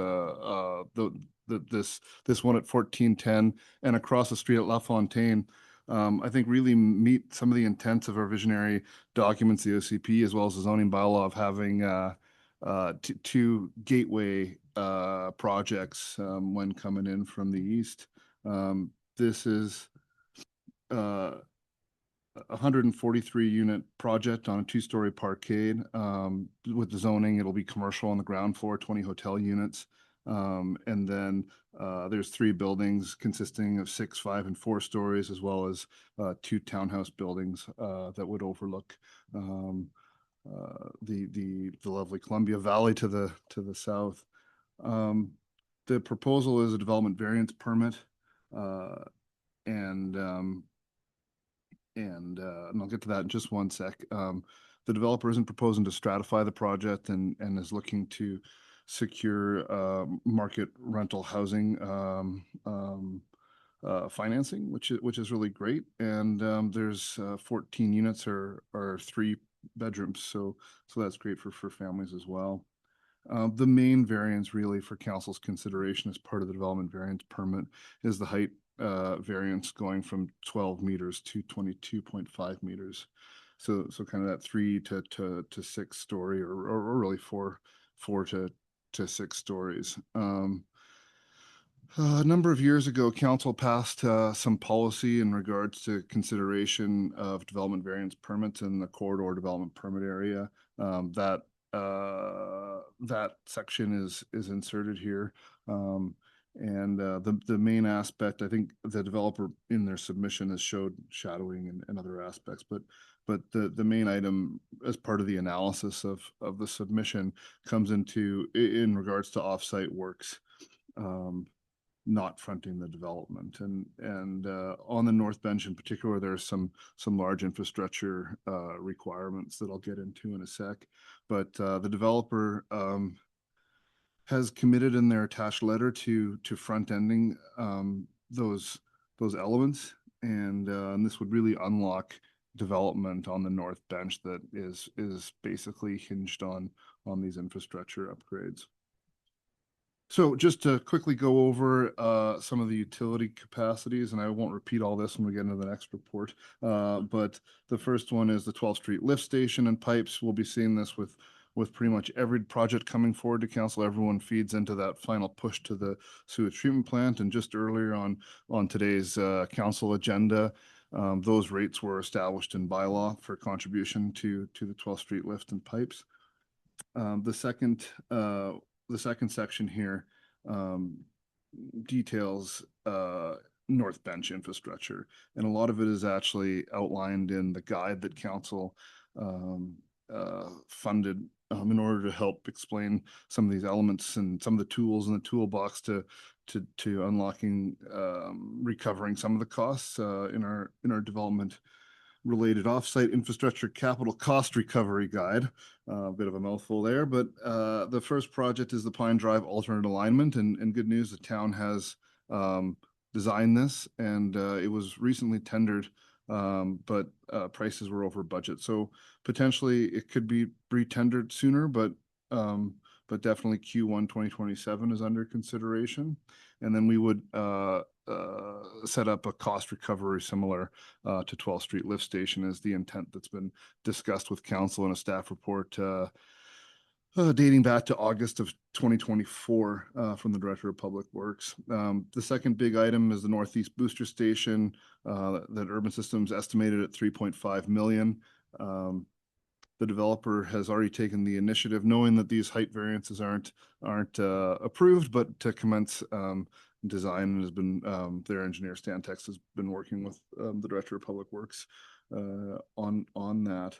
One of the tools we have to work with the developer on this is a development cost charge front ending agreement. And in our water DCC, there's over 850,000 that could be contributed to that project. It's really the only project in our current water DCC program. And the Northeast Booster Station is identified as a high priority item.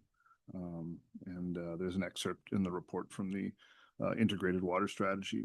And the next element is upsizing from the La Fontaine reservoirs down to basically the Golden Village Lodge, valued at nearly $4 million. And a lake cover agreement could lead to partial cost recovery of that project. There's also water main upgrade potentially on Golden View, or likely on Golden View, that we'll still work with the developer on. And lastly, fronting the development and fronting the neighboring Moberly Mechanic would be a multi-use path connection to the network on down Golden Hill and all the way to the downtown. So those are the major infrastructure items. The intent of today is to get feedback from council and ultimately approval to do public notification for the variance permits. If these are ultimately approved, it would be conditional on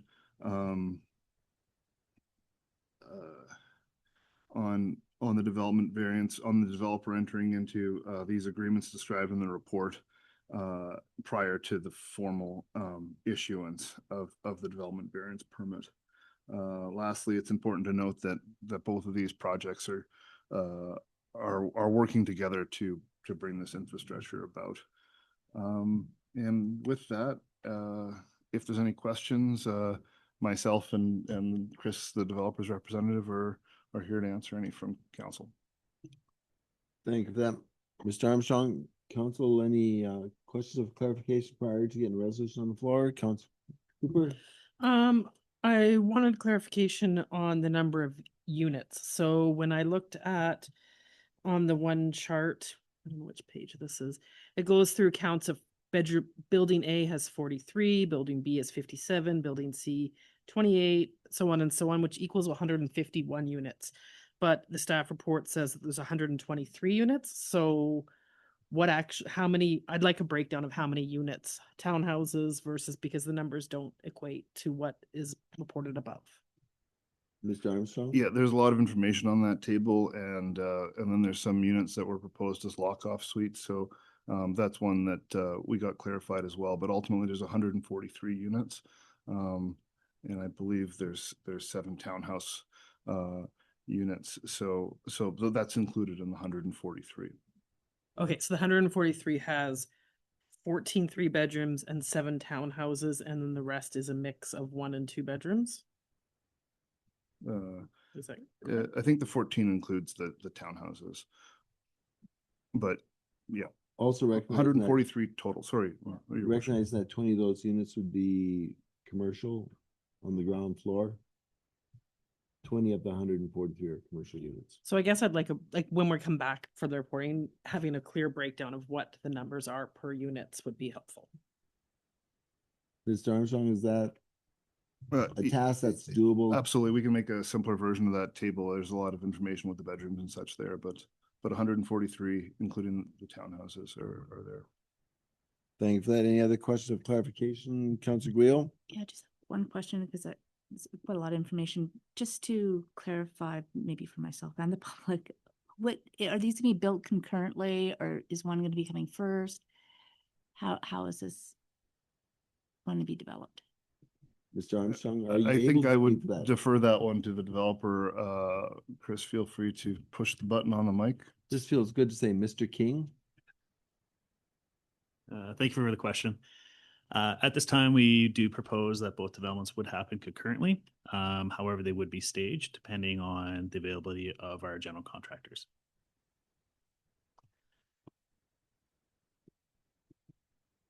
Any other comments or questions of clarification? Otherwise, looking for somebody to move a resolution. Councillor Routley. Thank you, Worship. Happy to move the recommendation. Looking for a seconder. Councillor Guile. Any other comments with regards to the project? I will add, this is exciting. This is large. This is exciting to see. And I would go back to some of the visionary work that was done historically through the OCP, seeing that that area up on the bench being that gateway comprehensive area. I think this is seeing that come to fruition. In many instances, it's hard for us to envision 20, 30, 40 years down the road. So this is one instance where some of that long-term planning that happened a number of years ago is now coming to fruition. So it's great to see. So speaking in favor of the resolution. Any other comments? If not, I will call the question. All those in favor of the motion? Opposed? I'm going to say carried unanimously unless you hear otherwise. Thank you.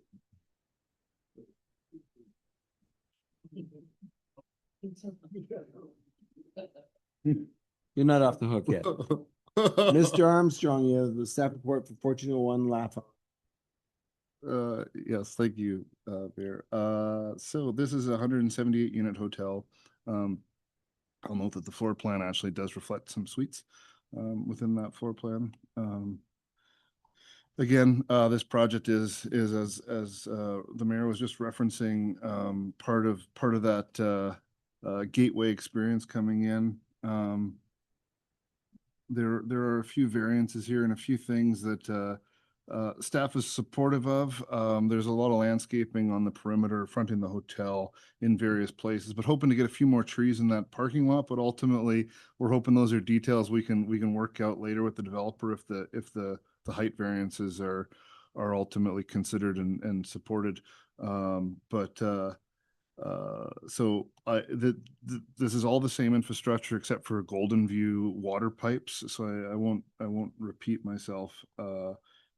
And I will say that one of the things we wanted to look at and is supported in the CD1 zone is having a broad plan for the site, which is what the developers brought forward. There's a plan for a hotel, a restaurant, a gas station, and then the building in the back.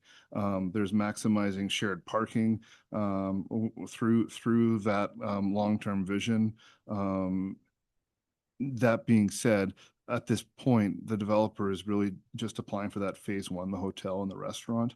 And some of those details will perhaps come back to council in the future if required. But that is the proposal for 1401 La Fontaine.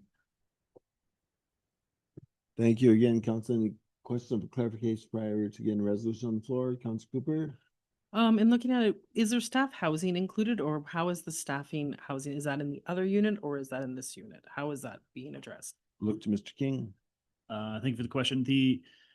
With the Golden Residences on 1410 Golden View Road, we would allow for staff housing and probably utilizing that first floor commercial space and be able to share those units as well with our partners. In our future phases and the dream of the full build out of the comprehensive developments at 1401 La Fontaine, the back portion of our property we have allowed for a mixed use development, so commercial on the first floor, and then the idea is to put residential on the top floors, and then that would be contributed towards staff housing in the future. Thank you for that. Any follow-up? Mr. Armstrong? Yeah, I'll add to that. Early on in conversations with the developer and the town as we worked through some of the preliminary engineering referrals, I don't think the magnitude of well the magnitude of the offsite works weren't clearly realized. And at that time, to the developer's credit, there are policies in our OCP about with larger projects seeking to obtain commitments to staff housing, and we went down a road of starting to do a term sheet and a housing agreement for those elements, and ultimately that was abandoned to focus on the big picture of some of the infrastructure. But I think the developers stated that they're still looking at that as part of their business case, and that's really great. Thank you for that. Councillor Hambrick? Yeah, thank you, Worship. Yeah, I mean, I'm fully supportive of these, getting these projects underway. Great to see all the short and long-term rental availability that will come on stream. Hopefully that will relieve some of the pressure on the short-term rentals within our residential housing stock. So I'm glad to see it happening. Thank you very much, Councillor Hambrick. Any other questions of clarification? Resolution? Councillor Routley? Thank you. Moving the recommendation. Thank you. Councillor Guo seconding that. So I guess my initial comment is in the future, we won't be able to refer to that as the old drive-in lot anymore, just for the record. Speaking in favor of the motion, this is great to see this going forward, and it sounds like the collaboration and work that's happening between staff and the developer, looking at that big picture, is extremely valuable. For those reasons and many others, this has my support. Any other comments? If not, I'll call the question. All those in favor of the motion? Opposed? Carried unanimously. And we have a thank you very much. Switch gears here, and unfortunately, Mr. Armstrong, we have to give up the stage to Mr. Petrovic again. Mr. Petrovic, you have a staff report with regards to C2CI Swim, Drink, Fish grant. Interesting name. Would you like to say that again like 10 times really fast? Or thank you, Worship. Back on back in early November, an organization called Swim, Drink, Fish launched a pretty massive granting opportunity that was geared specifically towards improving water access, swimming piers, and beachfront access, with an opportunity that's open to First Nations and local governments. This granting opportunity was I was tapped on the shoulder through my involvement with the BC Parks and Rec Association on this project, and brought it forward to the crew that's driving the C2I initiatives. I haven't really ever seen a granting opportunity that is aligned to a specific project. And that was noted in past reports to council that a granting opportunity of this nature that's very specific to a project is kind of rare. So there's an opportunity out there right now, and the group that is leading the C2CI initiatives is looking for council approval for staff to submit an application as the application process is related back to local governments itself. I just noticed today that they did adjust the deadline for submitting this. It was originally the 9th of January. It's now been pushed to the 30th of January. And I clicked on their website before this report came forward and noticed that. So we do have a bit more time for the group to get an application in if council is supportive. From a project perspective, we've had a couple different conversations with Brace and Larry, who are leading the Canyon to Confluence initiative, in terms of what would be a good match and good project fit for this. The original idea was to look at going after the whole list of items that was presented to council back in early November. And kind of through a couple exploratory conversations, we're feeling that it would be best to focus the efforts, if a grant of this nature is successful, on the initiatives that are based between the pedestrian bridge and the OSO development, as there is some pretty specific desires of the group within that area. So basically, at this point, the group has been able to secure the 20% contribution to the grant application itself through the resort municipality funding, a recent grant that was received through the Golden District Community Foundation, and other funding that they have in the hopper for continuation of this project. And at a staff level, we definitely had quite a few conversations. I think all directors, with the exception of the fire chief, were pulled into some back and forth on this before bringing it forward to council. And we would propose some details that are put into the next steps of this report in terms of how we would work with the group if the project, if the grant application is successful. With that, I'm 100% open to your questions. Thank you, Mr. Petrovic. Again, questions of clarification prior to get a resolution on the floor. Councillor Cooper. In the financial details provided, when it says C2CI team, the Rotary Club, have 600,000 in committed funds, including up to 580,000 from RMI funds. So is that 600,580 from RMI? And is that the total RMI funds for the year for other projects as well? Like, we've already committed some RMI funds to other projects. So I'm confused as a little bit. If that 600 is 580 from RMI, and does that deplete the RMI funds for other projects? Mr. Petrovic, can you speak firstly to the nature of the RMI funds and how it gets allocated? I had it on and then I turned it off. This is the RMI funds that are already allocated to the project through the recent RMI process. So there's the 580,000 is there as part of the recent allocation of RMI funds. The other 20,000 is a mix from the Golden District Community Foundation grant that the Rotary Club was recently successful with, and then the remaining funding at this point would be made up with some of the funding that exists within with Jill's World supporting the project itself. And then as well, I've been a part of conversations with CBT and other funders that would likely come to the table if this is successful. Any follow-up, Councilor Cooper? Any other questions of clarification? Yep. Councilor Manuel? Well, first I have to say, getting the funding for this is amazing, and it's a very attractive and exciting project. But then I kick in, I hope that when it's being built, infrastructure is being considered in the sense of, we're going to have to maintain it, we're going to have to replace it, we're going to have to repair it, and one never wants to get the gift that you can't afford to accept. So will our staff be involved in looking at that in terms of how things are built and what the maintenance or repair required? Mr. Petrovic? Absolutely. If the group is successful with this grant, before the council formally accepts the grant, we would intend to come back with some more details, a more detailed plan in terms of the amount of planning work that's done.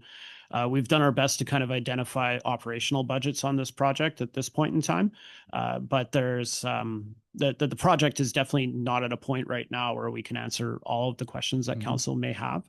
And that's one of the tricky things with the timing of a grant announcement of this nature. The work on C2I is still in its infancy. But we definitely have notified that as a huge priority. And the majority of this work in terms of bringing these numbers forward would likely be through working with different consultants to help bring the numbers forward that council wants to see. Thank you.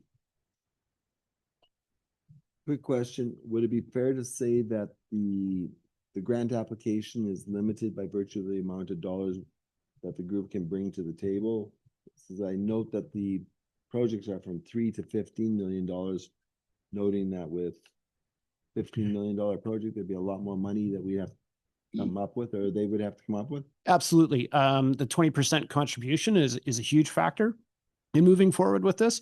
But also to looking at programs like this that are layered out and have, a big $15 million price tag, and the size and magnitude of other municipalities, North Vancouver, some of your Metro Van communities that would be applying. From a staff perspective, one, we feel that going after an opportunity at 3 million is realistic. And from a granting perspective, based on the size of our community, the amount of people that would be at a ribbon cutting ceremony and such, that chasing an opportunity of this nature is kind of the best fit for where this project is at this point in time. So a little bit of strategy from that perspective.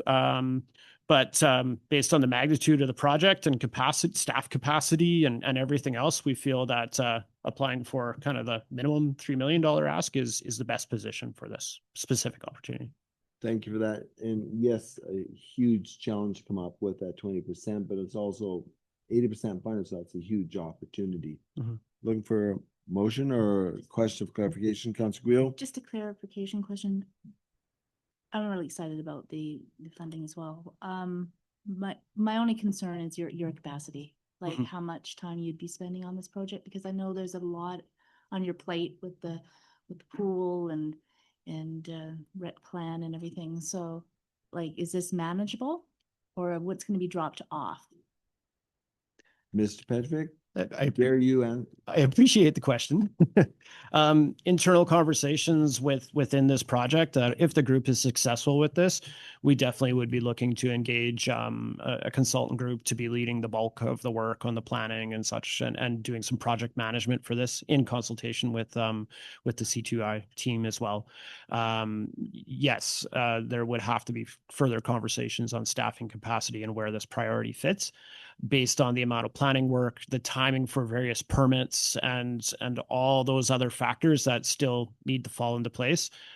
This is definitely would be a 2-year to 4-year project very easily.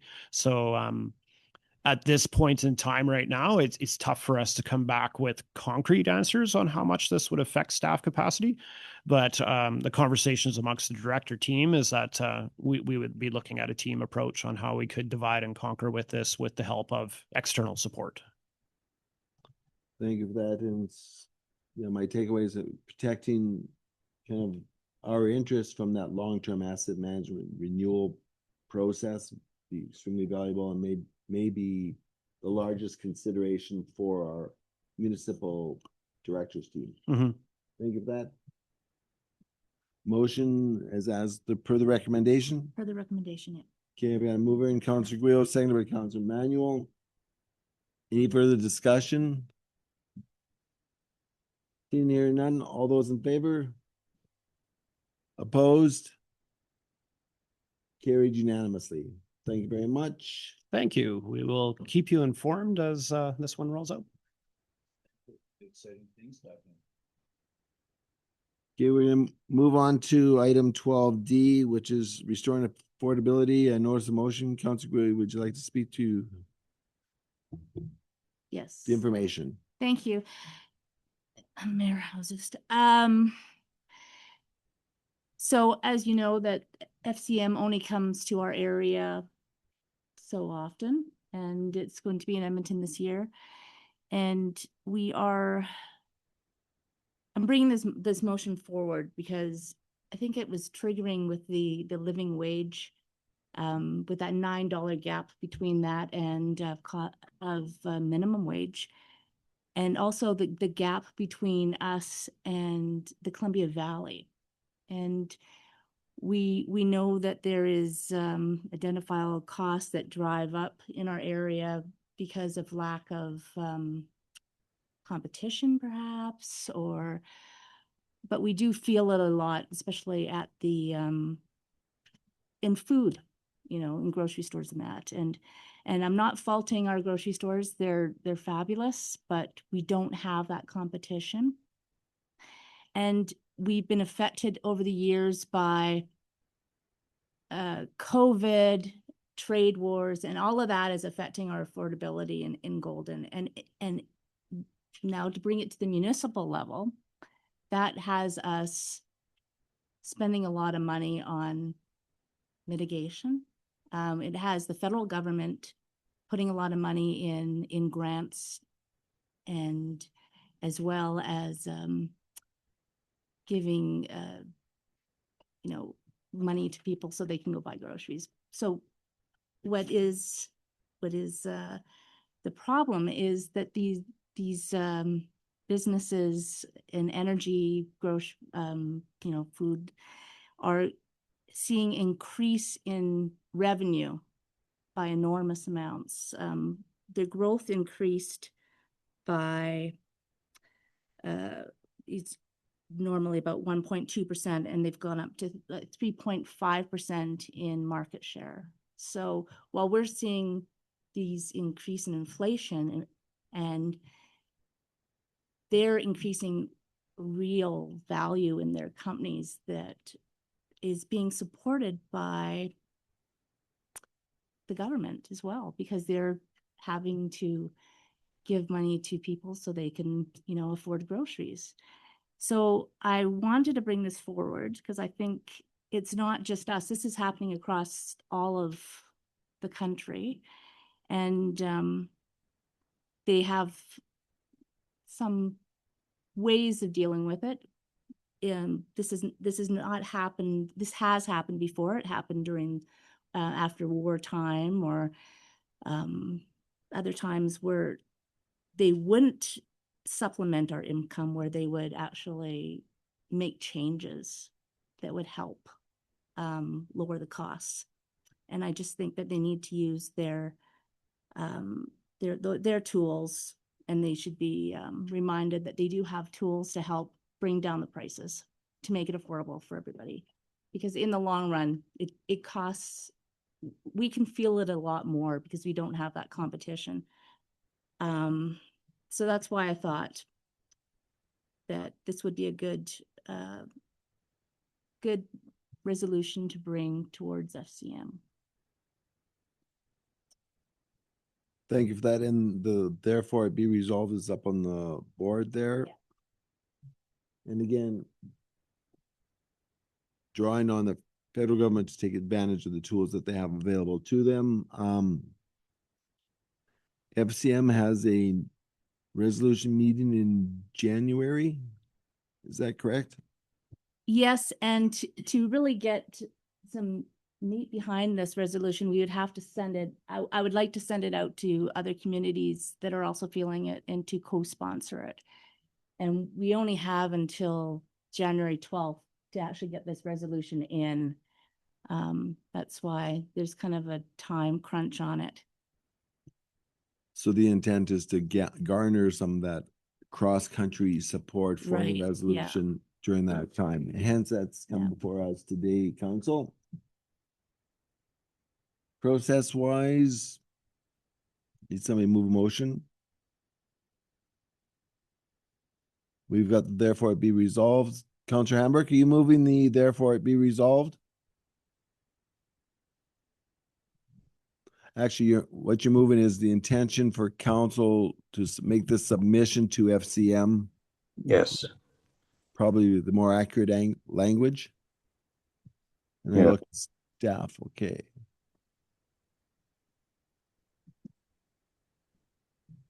And there's that addition at the bottom that council pursues support or co-sponsorship from other BC municipalities to support the recommendation. So Councillor Hamburg moving that. Councillor Guille, you would like to second? Councillor Rowley speaking to the motion. Thank you. Just, I suppose a couple questions on it. Certainly supportive of the resolution and the broader resolution, of course, and the meat and potatoes of it. Pardon the pun. I suppose part of my question goes to how much do we think that the 2026 Canada Grocery Code of Conduct would kind of be relied on by the federal government to say, we're doing what we can. That being said, I do, within the language of the enactment clause, see, there's a real addressing of the monopsony that exists within particularly the meatpacking industry, that with a single buyer or a pretty small limited number of purchasers of animal proteins, you end up with higher pricing coming out of that as well. So certainly supportive there. I guess a question then to Councillor Guillo would be, how much farther would we want to see beyond what the Grocery Code of Conduct is going to be bringing forward? Is it really more about really putting some teeth behind the Competition Bureau? Councillor Guillo, able to respond? Yeah, I would say definitely with the Competition Bureau, because they have what's going on now is there's this camouflage pricing where we are bound by what we have here for stores. Yet if you look at Invermere, they have no frills. And so what happens is they'll sell a block of cheese at their flagship stores for $10, but at their discount stores, they're selling them at $7. And so our affordability is always going to be affected by that. And to that point, you made some comments earlier about the comparison of grocery costs between Yes. Golden and Invermere. Grocery costs for the living wage is $2,000 between us and Invermere a year. That's quite a huge jump. And yet we're very similar. They have 212 STRs. They have a kind of a bedroom community. They're into tourism. We're into tourism. So, and though there has been some speaking about transit there, but really that is a huge amount of money for our municipality and for locals to have to pay. And then so what happens is that we are now supplementing to make sure that the food bank has money, we have Food Matters, that we're doing everything to make it as easier for the municipality without saying, well, the federal government has tools that they can use, that they should be using, and they have used them before. And if you think about what we're facing now with trade wars and previous pandemic, this is the time where they should feel a little pressure, because it is affecting us affordability with the municipality as well. Okay, thank you for that. And I guess I would add that $2,000 is net income dollars, not gross income dollars. Councillor Rutley? Sorry, just a follow-up question on specific to the last bit of our resolution. Who specifically is seeking co-sponsorship? Are we directing staff, or who within council is doing that? Where are we going there? Councillor Guillo? If I was, I would like to see the mayor send the co-sponsorship letters. I've created a whole email list I really think it should be coming from the mayor.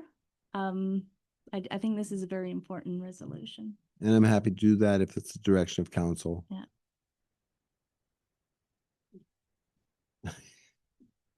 No, you told me so. Motion's on the floor, duly seconded. Any further discussion?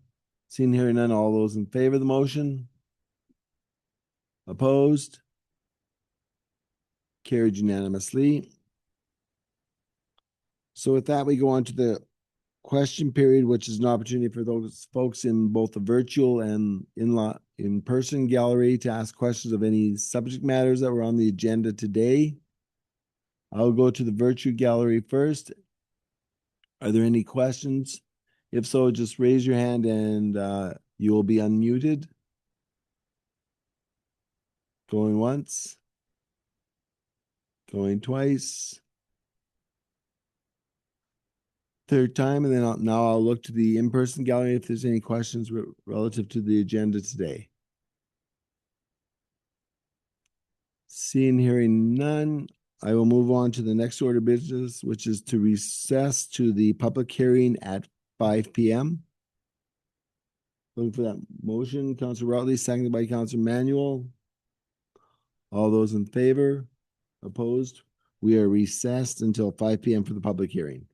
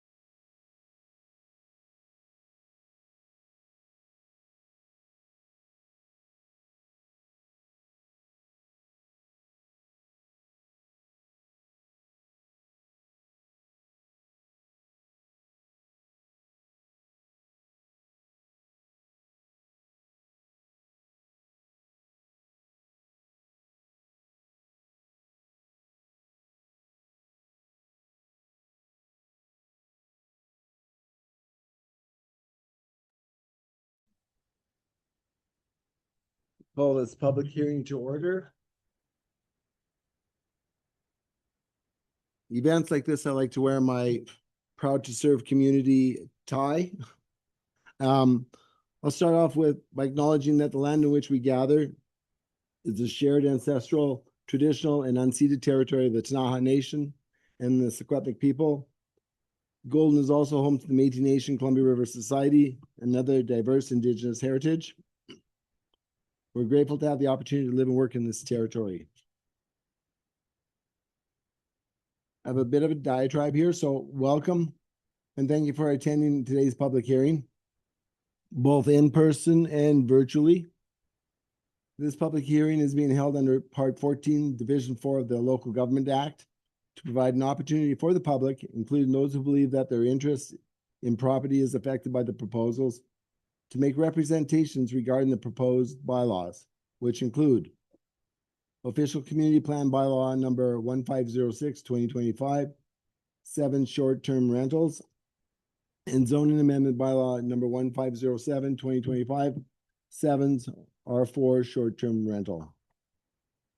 Council's role today is to listen, not debate the merits of the proposal. No decisions have been made.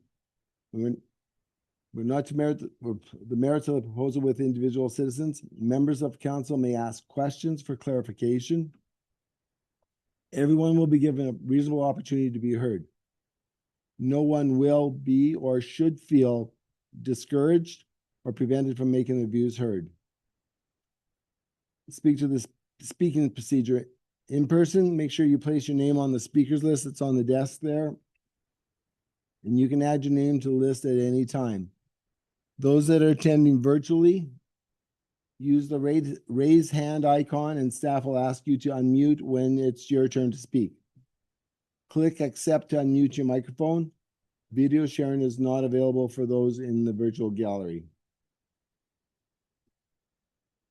To maintain order during the hearing and to make sure everyone has a reasonable opportunity to be heard, I have established the following rules of procedure for this hearing. We're both in-person and virtual speakers.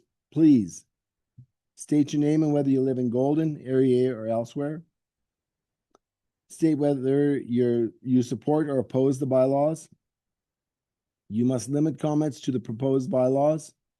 You must keep remarks within 5 minutes.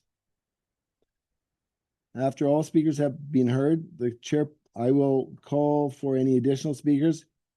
If you wish to speak again after your turn, re-sign the list in person or raise your hand again virtually. If you have any concerns with the manner in which the hearing is conducted, please direct your comments to myself. Documents related to the proposal, including late written submissions received by noon Tuesday, are available at golden.ca/7sph or in the background binder, which is right up there, I believe. If anybody would like to review or comment on them. If anyone in the gallery has late submissions, please provide to Mr. Armstrong, Director of Planning and Development.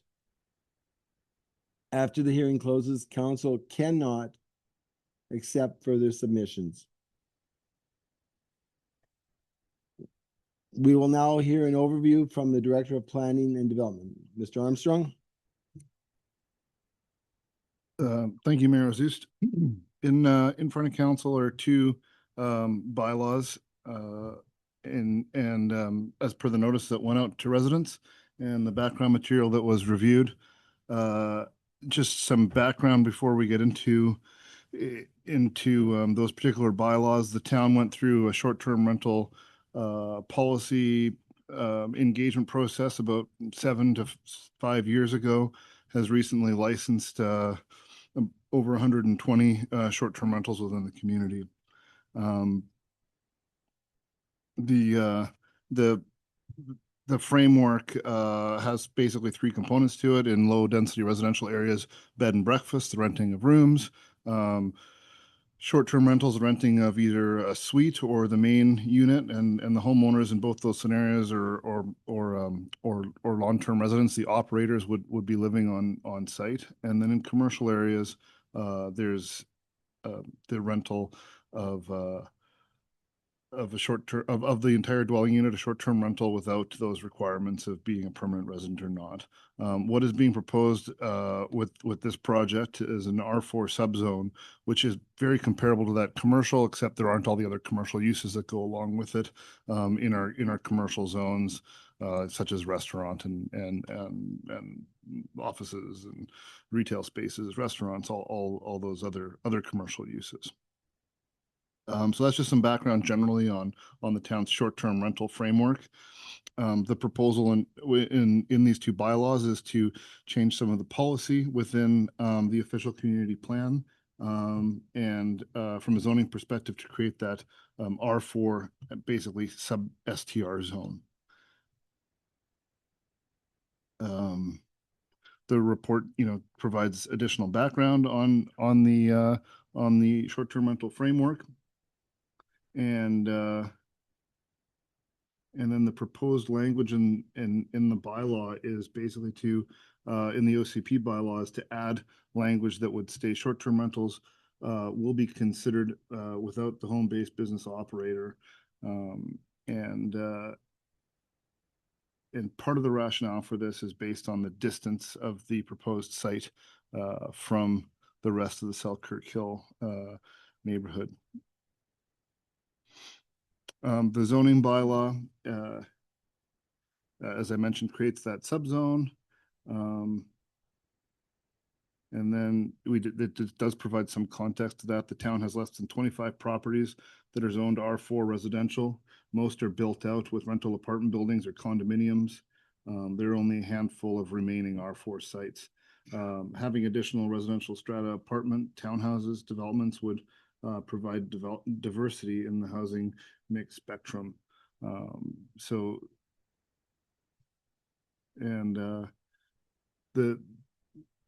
zoning approach that we're proposing with the sevens is different than what was proposed last time, and that's speaking to those commercial uses I alluded to earlier. This because purely what is being proposed are dwelling units as part of this project. And then lastly, the report speaks to some of the infrastructure constraints that any proposed development in that Selkirk Hill area would face. Particularly, there's sewer constraints, and more so, the water is the one that the developer is proposing to and required to address as part of their project, valued at $2 million. It is a high-ranked priority item within the short-term rental framework. Within the integrated water strategy, and it would provide additional water supply up on the hill. If this proposal proceeds to second and third reading, some of the final aspects of the development agreement would be drafted and outlined for the development to ensure that the Southeast Booster Station would be upgraded and some other elements are addressed. I think it's important to note that these infrastructure realities are more so known through the integrated water strategy that was completed last year, through engineering referrals as part of these projects, and that information is now new and part of this application that will be the subject of this public hearing. That's it for the presentation. The report is in the background book if anyone in the gallery would like to look at it further. Thank you. Thank you for the overview, Mr. Armstrong. I will now call speakers from the sign-up list who wish to speak or submit written materials in regards to the proposed amending bylaw. And those attending virtually, please raise their hand. And before we do that, we'll go to Mr. Armstrong. Yes, I just thought one element that we're just going to add to here is we've received a few submissions since the council agenda was published. Those are shared on the golden.ca/sevens PH page. I think, sorry, Chair, you mentioned that in your overview, but I think it's worth providing just a quick summary of those items since they weren't in the agenda package for those to review beforehand. So we received a letter from Lindsay Sutton in support. Speaking of economic development and the project is well planned, we received a letter from Mackenzie Zakowski in support based on the infrastructure contribution. STRs are in a controlled environment. We received a letter from Reddy Kanapali in support, need more housing, high cost rentals. We received a letter from Brenna Ward opposed, resident homeowners in the area. She's a resident and a homeowner in the area. Infrastructure needed regardless of whether the STR zoning is approved. It's against the town's STR bylaws, could set a precedent.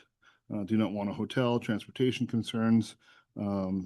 Developer was advertising STRs as approved. Another letter from John Caddy, opposed, against STR bylaws and housing needs reports. Cost of infrastructure should be borne by developers. And we received a letter from Jenny Kafke, opposed, commercial use in residential area, increased traffic, residents contribute to the community, not visitors. Developers should pay for infrastructure regardless of zoning. And those are the items that came in since the 9 a.m. cutoff on Thursday. Thank you. Thank you for that.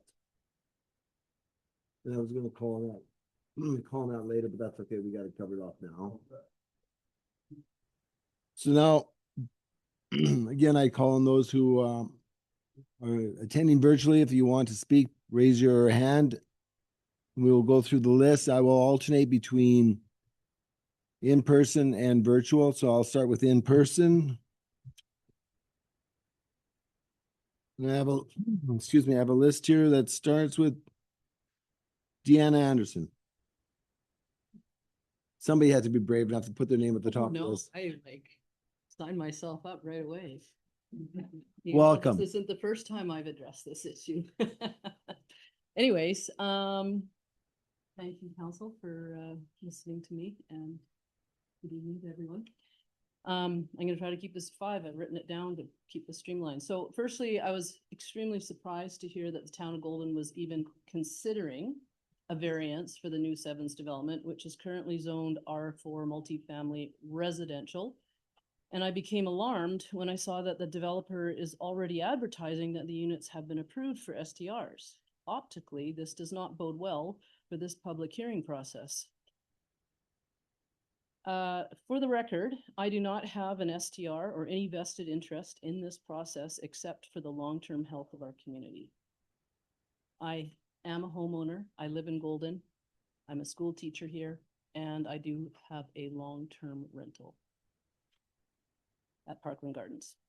The town of Golden spent 4 years researching public consultation focus groups to create a STR plan for Golden. I was actively part of this initiative, especially when it came to R4 zoning. It was more than obvious that the STRs needed to be kept out of R4 zoning, as it is our most valuable housing stock. We live in the mountains where space is limited, and there are very few R4 zone locations left. Golden's official community plan prioritizes residential housing and local housing supply. STRs undermine this. We've adopted rules for STRs so they can exist, but not at the expense of future housing stock needed for the people of Golden who live and work in Golden. We have a well-documented labor shortage here. We cannot attract new professionals because they can't find places to live. A luxury condo instead of a house might be attractive to them. And when the day arrives when we have a glut in the housing and long-term rental market, then and only then should we consider opening up STRs in other sectors of the housing stock. And we're definitely not there yet.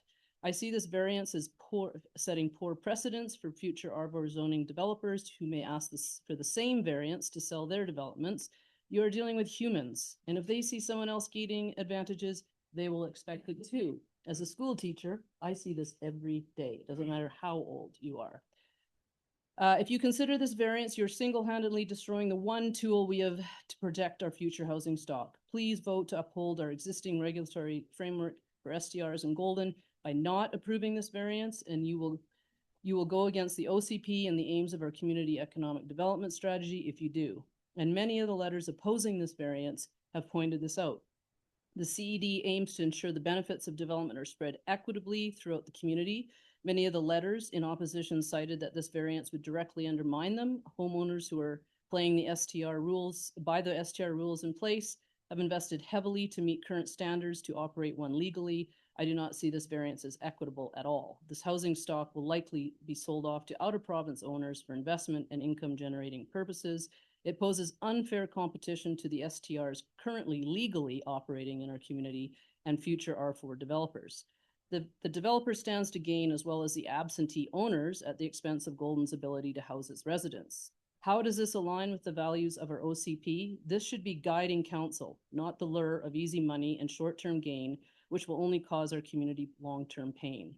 You have been elected to represent us, the townspeople, who are also taxpayers. There are many good reasons to keep STRs out of R4 zoning. They degrade the community feel of development, their security risks, parking issues, increased traffic demands, excess noise-related complaints. This is why they are relegated to commercial zoning or single detached housing and residential zoning where owners live on site. Speaking from personal experience in an R4 multifamily zoned building where this crept into us, we had to remove it for those reasons. Many letters of approval focused on the $2 million that the developer is trying to use as leverage to get his variance pushed through. And as a Golden resident and taxpayer, this may seem attractive at first. However, the cost to our community's future housing needs by overturning R4 zoning to allow STRs far outweighs this offer. Moreover, Golden has adopted growth pays for growth model to alleviate the burden on taxpayers to pay for infrastructure upgrades necessary to support additional strain on existing infrastructure, as Phil has actually mentioned already. The town of Golden is currently revamping some of the DCC bylaws to make them more current with today's cost of infrastructure. They were last updated in 2008 and 1993 before that. In today's world, $2 million actually doesn't go that far. If you were to divide this cost by the number of units in the sevens, the cost would probably average out to additional $40,000 to $50,000 per selling price of these luxury dwellings, not to mention the future tax revenues that these units would provide. So why is the town considering allowing the developer to use this money as leverage to demand they can operate STRs in R4 zoning and are advertising that? Yep.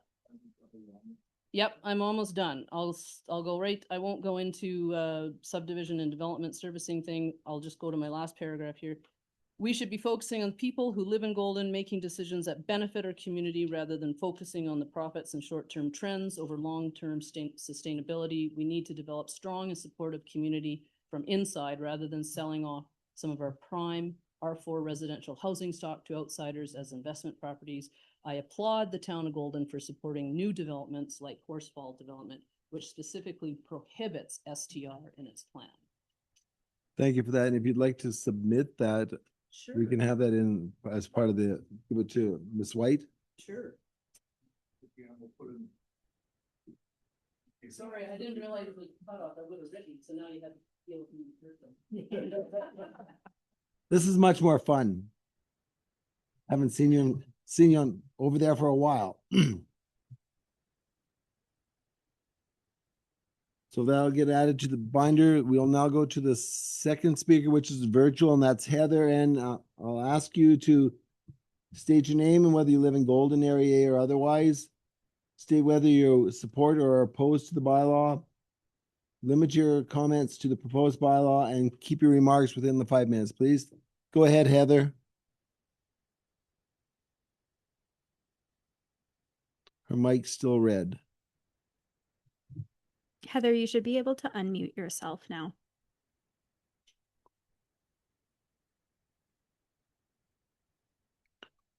So those online actually have to hit the unmute button.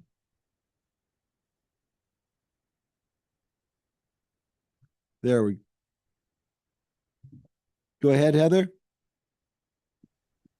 Hi there. So I'm having some connectivity issues. Can you hear me or is it lagging?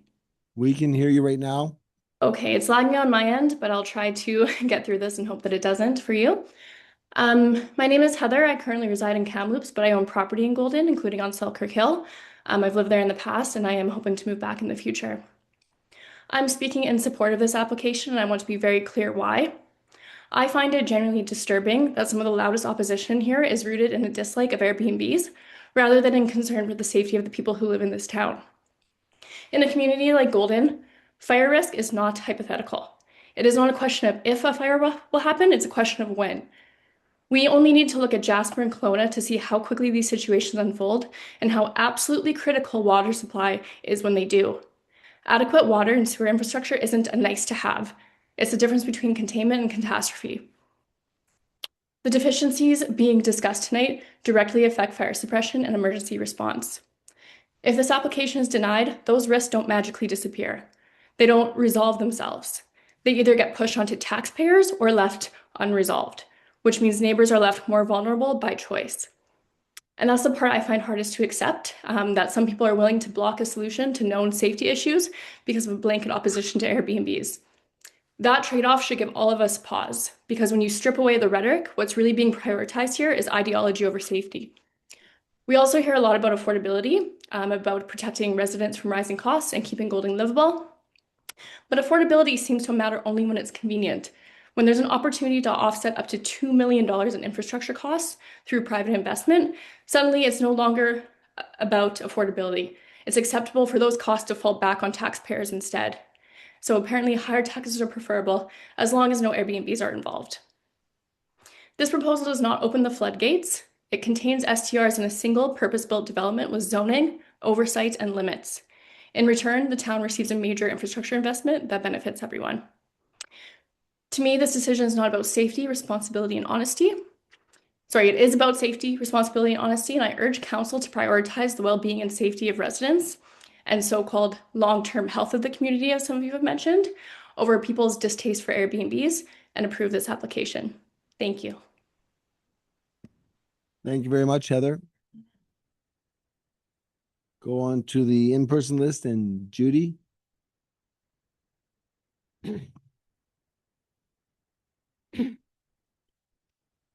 Thank you. My name is Judy Doyle and I'm a resident of Mount 7 subdivision. I am opposed to the motion. My concern is with regards to the ever-increasing volume of traffic using Selkirk Hill as the main artery for multiple existing residences, the Mount 7 recreational area, and the recreation educational designated lands at the Keith King Memorial Park. Previous reviews conducted by Urban Systems of the Selkirk Hill corridor in 2002 and more recently 2022, the Selkirk Hill Traffic Operational Safety Review, have done little to address the increasing volume of traffic accessing this area. Recommendations have received minimal action and options for maintaining two-way traffic, but moving the existing sidewalk from the east to west side or converting Selkirk Hill to one-way traffic uphill remain as such.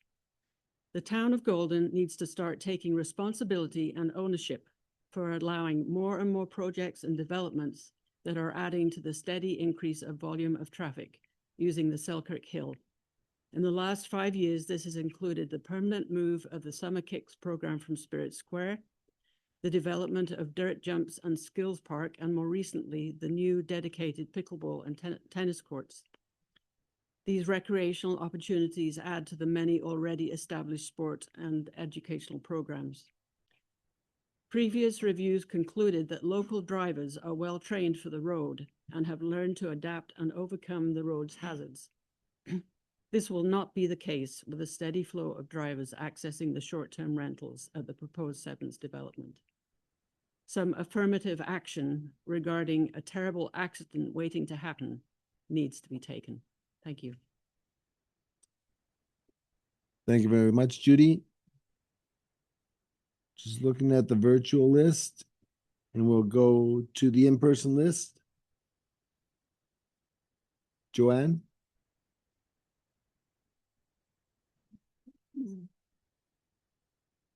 My name is Joanne Sweeting. I'm a resident of the Bearspaw development on the base of Mount 7. Thank you, Mayor and Council, for the opportunity to speak. I'm here to oppose the proposed OCP and zoning amendments for the Sevens development at 1551 Bowl Evans Drive, and specifically the creation of a new R4 short-term rental subzone. Council has already considered a similar proposal from the developer. In 2023, Council rejected rezoning this site to commercial zoning that would have enabled short-term rentals. While the mechanism has changed and the zoning name has changed, or the proposed zoning name has changed, the outcome is the same, enabling sales to investors rather than housing to residents. More recently, on October 7th, Council approved the Horsfall rezoning with an explicit prohibition on short-term rentals in the residential component. That decision acknowledged the need to protect residential housing supply. The proposal before you tonight moves in the opposite direction. Golden's 2021 and 2025 housing needs reports are very clear. We face a serious and worsening shortage of attainable and rental housing. The 2025 report confirms that housing diverted to short-term rental use does not meet resident need. In fact, it shows that if this trend continues, Golden will be 86 units short by 2026, i.e. in a month, and 198 units short by 2041. The report also confirms that this is not theoretical. It found that 72% of dwellings in recent mixed commercial and residential developments, such as Riverstone and Oso, are being used as short-term rentals, meaning they are not contributing to housing for residents. This directly undermines the assumption that developments like this will help solve the housing crisis. From a tourism perspective, there is no evidence of an urgent need for additional short-term rental supply. In 2024, the average annual occupancy across all accommodation types, including STRs, was approximately 57%, rising seasonally in August, but well below levels that would indicate a shortage. Tourism growth is already being well served by accommodation supply located in appropriate commercial zones. Council has recently reviewed major new tourism accommodation projects, including the Ridge North America development, which alone proposes 143 units, as well as other hotel and vacation rental projects, such as the redevelopment of the former Selkirk Inn. These developments are appropriately located in commercial areas and will support tourism growth without removing residential housing from the market. I'm also concerned about the housing type proposed. The developers' published plans show exclusively 3 and 4 bedroom luxury townhomes. While housing is important, the housing needs report clearly identified the most urgent gaps as smaller, more attainable units, particularly 1 and 2 bedroom rental housing. Most importantly, the creation of a new R4 STR subzone sets a dangerous precedent. R4 lands are among the town's few remaining tools to deliver high-density residential housing. This is not a site-specific decision, and I contradict the previous speaker with that statement. It introduces a policy mechanism that can be replicated across other R4 parcels, steadily eroding the town's capacity to meet housing needs. Finally, Golden is about to begin its official community plan update. A residential STR subzone is a major policy shift with community-wide implications. It should be evaluated transparently through the OCP process with full public engagement, not established through a single project-driven rezoning. To be clear, I'm not opposed to the high-density development on this site. If the Sevens proceeds under its existing zoning, the town still benefits from increased tax base and the developer's required contribution to infrastructure upgrades, while delivering much-needed residential housing. For these reasons, I respectfully ask Council to reject the proposed amendments, avoid setting a precedent that undermines remaining high-density residential land, and defer any consideration of residential STR zoning until the OCP update process. Thank you. Thank you. That was amazing within 4 seconds. Yeah, wow. A seasoned pro. I'm looking to the virtual online. Is there anybody online who would like to speak? If so, please raise your hand. If not, we will go to the in-person list and we will go to David. Thank you. How are you going to follow that? I can't, can I? She said everything that I've got on my list, but anyway.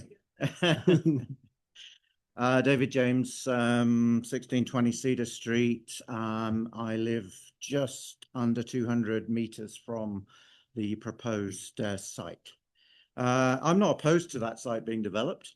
In fact, I've been waiting for it for 20 years, all the time that we've lived here. And we've known it's been zoned R4 family. And I expected at some point in the past for there to have been like a Rocky Point 2.0 or something like that, and I'd have been happy with that. I bought our lot knowing that. We built our house knowing that. So I'm not opposed to development or development on that site. But I am opposed to it being turned into short-term rentals. The proposal was firmly rejected by you folks in 2023. And despite some fancy wordplay from Mr. Armstrong, the principle remains the same. It will be it's a subzone which allows for short-term rentals with no principal resident and all the associated issues that would bring with it. And nothing else has substantially changed since that decision, apart from some the housing needs report saying that STRs are a long-term risk to our housing going forward. The developer's plan remains the same as it did 2 years ago, still 34 luxury townhomes. I would have hoped that the developer could have worked with the town on a different proposal, but it remains the same, 34 luxury townhomes. That's a disappointment to me. The development company has no control over who buys those units. And if we look at the most recent development in Riverstone, the housing needs report shows that at 72% short-term rentals currently, but the strata board estimates that's nearer to 80%. That's less than 10 people, full-time people living in that building, okay? So for me, that just says, and we know already from a marketing misstep, perhaps, from last weekend, that these are going to be targeted towards investors, investment companies, and private investors. And I don't know the final price of these, but I know what they were, and I know how much the building cost has gone up since. So these are going to be $1 million homes. Okay, and that doesn't sound like the sort of thing that people can afford to buy and live in Golden. Something that bothers me greatly is how we're using discretionary changes to change our OCP. We developed that OCP. I was a part of that process. The community developed that OCP, and I don't like to see these type of changes, structural changes to our OCP, being done on a discretionary basis. It worries me. And whilst I supported the old courthouse developers proposal, it's the same. I have that same bad feeling about changing big strategic documents on a site-specific basis. Lastly, development in and of itself shouldn't be a measure of success for you folks or for the municipality as a whole. What should be considered a measure of success is the development of appropriate homes that we need that meet the needs of most of the residents in this community. That's me done. Thank you. Thank you. You're more efficient than Joanne, but you didn't use up all of the opportunity that you had. Well, you've already got my letter. Thank you for that. Again, I'll go to the online. If anybody from online would like to speak, please raise your hand.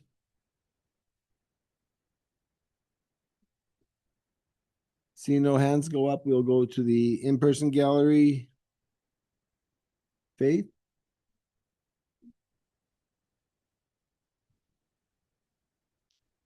Hi, I'm Faith Lanchbury. I live at 1505 Spruce Drive.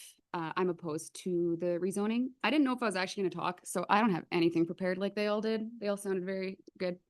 I have my letter that I hope you all read already. So I'm just going to say one thing. This is a direct quote from Phil. Sorry, Phil. From last time that we were all here and why he recommended it not be approved to have that rezoned. It said council/community have determined their position on this matter through strong, in-depth policy, which was based through public consultation, there was a clear message that residential land is to remain residential and not allow short-term rentals. That is still the same. Allowing this, especially with, I mean, it's sucks that we all saw it, but that large banner ad on their website made a very clear indication that that's how this is going to be sold. It's not intended to be sold as residential. Yes, some might sell to people who buy it for a permanent home. The chances of that actually being the majority is very low. Essentially, this could become a 100-room hotel up there. And then some of the comments about like the safety of like fire. I have a unique position on this because my house was on fire on Selkirk Hill. And I understand that risk. From my understanding, the developer still has a responsibility to upgrade infrastructure in order to build. So I don't understand how that's even a kind of like what would be a forcing hand into this. Also, the reality is Selkirk Hill is not safe enough for all of this traffic. And I'm not opposed to this development. For me, Selkirk Hill, you have a safety plan right in front of you that says that the hill is not safe. A significant amount on that has not been addressed. For this project, which is going to be a lot of short-term rentals, it's not about it being more traffic. It's about the type of traffic that's going to be on the hill. There's the majority of people that are on that hill right now are people that are familiar with it. And that's why there aren't more issues with Selkirk Hill. Because if you live up there, you know that top corner, you need to go slow, because if you don't, you might be squeezing. You're going to bump that. How many people have bumped the curb right at the top, right where all the children are? So I just think, and the reality is, like, as someone who had a fire at a convenient time, that hill also, if you have a fire in the middle of winter and the snowplow doesn't get there before the fire department, they're not going to make it up the hill. So the town's liable then. So I know there's going to be a lot of meetings and the word liability is going to come up a lot. I hope that you make a choice that is what's best for the community in the long term, and you don't try and fix a short-term problem by creating a longer-term problem in the end. That's it. Sorry. I know. I saw that. I was like, I missed it that time, unfortunately.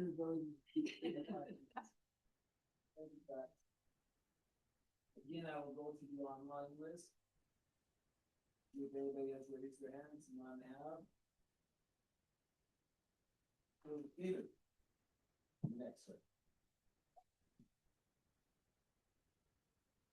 I have nothing prepared either, but I have lots to say on things. I'm one of those. I'm in favor of this development. I'm in favor of development. I'm one of those evil guys who, is a developer, but I'm also a builder. I'm also a landowner in this town. I'm also somebody who wants to see this town grow. And right now, this town is sitting between two powerhouses, Revelstoke and Canmore, that are going strong, and we're a dead zone. We've got many developers who have come to this town, bought land, and now are leaving because everywhere they go, they get no. And I'm committed to this town. I have numerous pieces of property that I'd like to develop, but we need to become a town that says yes. And so that's why I'm in favor of this development. Thank you.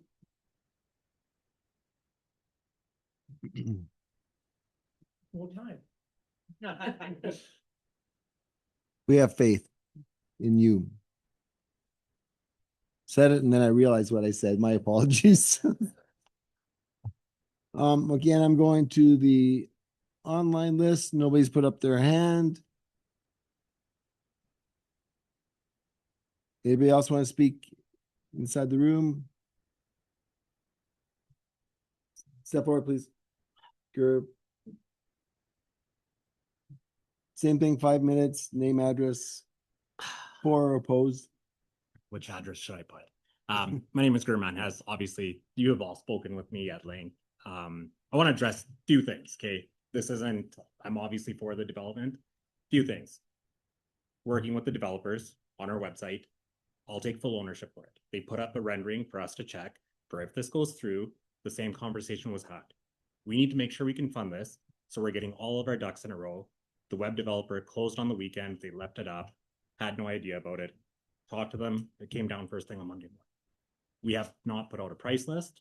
We're not engaging people. We're saying, if there is interest, please join our mailing list and we'll get back to you once we're ready to launch this, given what's going to happen. Okay, whether that's a yes or no. And we'll have to pivot based on what that answer is. I have to be honest with you guys. Our goal is we want as many long-term residents as possible in there, but I've been very transparent from day one. The only way for us to absorb a $2 million infrastructure cost, and everybody might think, hey, development needs to pay for development, but if we don't develop up there, that needs to happen no matter what. You have $48,000 in your account. In 5 years, that booster station, appreciating at 15% per year, is going to be $4 million. You just increase taxes 25 and 15% to deal with shortfalls of maintaining what we have. Development doesn't print money the way that it rethinks. The retained earnings of holding on to a project for the past 4 years, paying interest charges, going to the banks at 8% interest, carrying costs, advertising costs, realtors costs, everything else, we don't have the money to do this elsewhere. So that's what I said to you. I need to shorten the sales cycle to be able to come up with the money to pay for this. Also, on top of that, I've made concessions around everything. We're taking Bears Paw Phase 6. We're donating all that land to the town. We don't have to do that. We haven't used that as a negotiation tool. We're doing it as a goodwill thing. We let the trails run through our property. We've never said anything. When people say, you know, keep Golden, you're not locals, you're out of town developers. We're not. Although I don't have a permanent residence here anymore, my family came here and everything came because my parents made the move with their parents and they built everything from the ground up. Our commitment is to the community. My family's in the back row. Their commitment is to the community. We're here because we see a way. It's not, hey, we want short-term rentals, we want to maximize profit. It's, there's an issue. We're going to unlock 17 residential lots. We took everything into consideration. We're going to do the land donation. But the only way that we can afford to do it, because $2 million on these projects, we don't have the cash to do it otherwise. The only way that we can do it is to shorten the sales cycle, be able to bring these people in, and be able to move it along. Interest rates have not gone down. Golden has slowed down, but I also want you to take into consideration what else was announced today. How many units are coming at the top of the hill? What's happening at Horsefall? There's different parts of that housing need report that each of us speak to. There's always going to be people who want the upper echelon, people who want the single detached, those 1-2 bedroom condos that are coming. We had to pick a lane to be in, and that's where we're at with Selkirk Hill. Sure, if our developments move ahead, absolutely, we have to pay for that infrastructure upgrade, but guess what? We're not going to move ahead. And if that happens, then the town is going to have to upgrade it at some point, and it's going to be a renewable asset where we're talking about just maintaining what we have with tax updates. We want to maintain that we're committed to doing this. And it's money that realistically we want to keep in our pockets, but we're going to divert it to the town to upgrade an infrastructure need. And hopefully we do okay on the rest of the projects. We've also reduced what we're asking for in the development for Bears Paw Phase 6.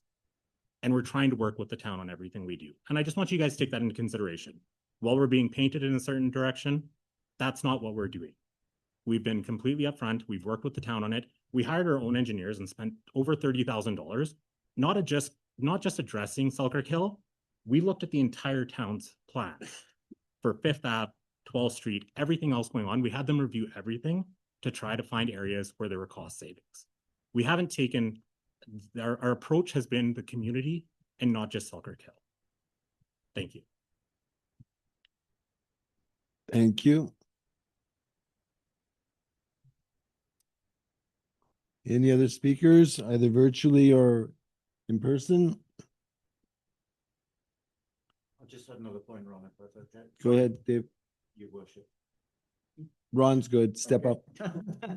I just wanted to address the point that Heather made about fire. There was a lot made on social media about fire, a lot of fear mongering on fire, about fire. If my house, or Joanne and I's house, is one of the first to be burned. If a fire comes tearing down Mount 7, it doesn't matter how much water we have. We are not going to save those houses. Where do you think the provincial fire service and our fire service are going to be putting their resources? They're going to be putting their resources to the communication center here. They're going to be putting it to the hospital, to critical infrastructure. So I just wanted to, you know, whilst it's a fear, of course, for the neighborhood, I just don't. I think it's been overplayed as an issue in this debate. But we just do not have the resources, even if we had thousands and thousands of gallons, to protect the homes up there anyway. I think that's the reality of life, unfortunately. So, and that's all I wanted to say. Thank you. Thank you. Question through to Ms. Seville. Is there opportunity to get information from staff for council? So, question to you, Mr. Armstrong, are you able to speak to the Southeast Booster Station? I'd actually let our Director of Public Works speak to that one. My apologies. Please, Chris. Thank you, Worship. What would you like me to speak to specifically? Well, and I guess it does relate to the development aspect of it. If that site is developed, would there be DCCs that would apply to that development relative to the Southeast Booster Station? Thanks, Your Worship. The DCC project isn't sitting squarely with me, but my recollection is that the Southeast Booster Station is not included in the DCC draft program. Correct on that? Okay. So the booster station is not included in the DCC. Correct. Thank you.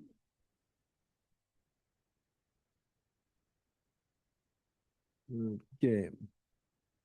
Council, any questions, comments of staff? Councilor Guil? Could you,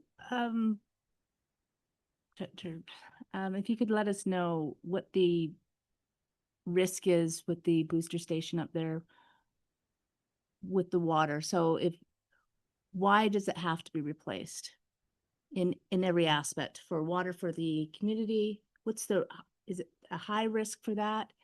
Is it, if it fails? And what about the risk for fire? Like, is there enough fire suppression up there? Through Your Worship, starting with the booster station itself, it's our records indicate it's constructed circa 1971. If we apply say a 60-year life cycle to a structure like that, then we're coming right up on a need for renewal of the structure within the next, I'm going to say 5 to 10 years. Without the booster station, let's say that we had catastrophic failure, we wouldn't be pumping to Bearspaw Reservoir and we wouldn't be supplying the residents up on the bench. Unlikely to happen, I'd say, knock on wood. It does have twin pumps in the station. It doesn't have a backup generator. It does have a fire pump that I would say shouldn't be relied upon. Like one of the speakers, we suffered personally from a complete fire loss, and the fire pump wasn't needed to suppress the fire. So I'm going to say that I believe that the fire pump would only really come into play with a multifamily situation,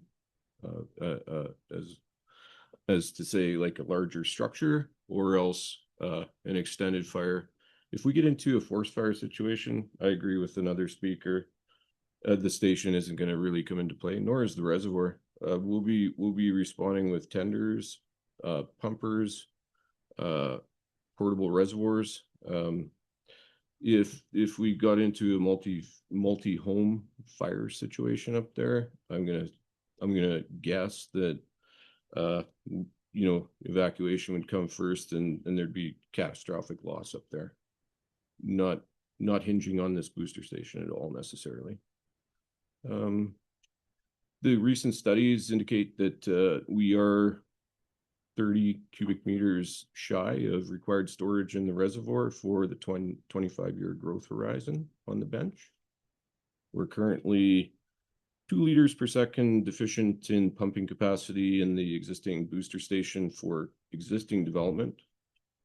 There is a way to address the storage deficiency with increased pump sizing should we get to a station replacement or a station renewal. I'll just say that it is only 2 million, 2.2 million maybe. Doesn't sound like a lot, but it's a lot to us. And I think that this is an opportunity that we ought to consider. If I had a vote in it, I'd be considering being in favor of it for that infrastructure renewal. I know there's going to be a lot of other things that come along with that, but there is the potential to get that station replaced. And with that replacement, we'd bring in backup power for continuous pumping during extended power outages. We'd also integrate a pressure reduced bypass that could supply back into the lower pressure zone in Golden, so increasing water system sustainability. Yeah, I think hopefully that answers your questions. Any follow-up? No. Thank you. Any other questions, Councillor Cooper? Just in regards to the backup generator system, is that an option, or how much has that been explored in providing a backup generator system for what's existing now? Mr. Cochran? Through your worship, we honestly haven't done any homework on integrating a backup generator there. We have for other well stations, $200,000 will get you a gen set probably. Thank you. Any follow-up, Councillor Cooper? Council, any other questions? Any other speakers would like to step up? Go ahead, Nick.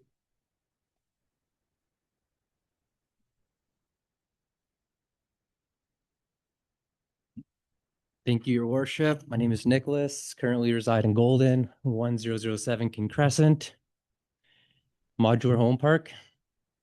Recently just had a baby, 4 months old, wife's in Calgary. She's considering coming to Golden. We've looked at a couple houses on 9th, complete teardowns. You can't get a lot in Golden for under $350. I think the build price nowadays is probably like anywhere from $400 to $500 a square foot. I keep hearing like this hotel up on Selkirk and that. It's up to the individual buyer. For me, if I can go up there, if she's open to it, I would go up there. It's another option. I have friends that, I'm 37 now. A lot of my friend circle, they're buying their first homes or they're moving their families into their maybe forever home, whatnot. But $1 million is a lot of money, right? 5% interest is a lot of money. We got water sewer problems. I'm trying to bring my daughter here. We keep kicking the can down. Is she going to be responsible for it? We're talking about shortage of rentals. I'm covered in tile, working pretty hard these days. The Bears Paw development, the Sevens development, any sort of development is good for this community, especially as things slow down. Developers, local jobs are kept here. Jobs are opened up. There's companies in town, whether you be in electrical, plumbing, whatnot. You're providing to that economy, whatnot. At least there's someone up on the table that's helping to take care of these overhead costs or assist with, I would love a new truck every year, but if I have to budget for a hot water tank or upgrading my plumbing, there should be money for that kind of stuff. If there's only 50 grand in the account and takes a couple $100,000 for a generator, right? Like we got to put our priorities. We got to figure out how to get some money going on here, right? So for me, like I do a lot in King Crescent, right? It's a great community. Some people may be, oh, it's a trailer park. No, it's a home. It's a roof over your head. Is it affordable? No. Now go on BC assessments. There's modular homes in King Crescent that are selling for 500 grand, 600 grand. It's public. Go bcassessments.ca, take a click, right? Nowadays, you buy a 1970s trailer, 200 grand. Pad rent's 500 to $1,000. Pad rent, right? You buy a condo, $600,000, you get 600 square feet.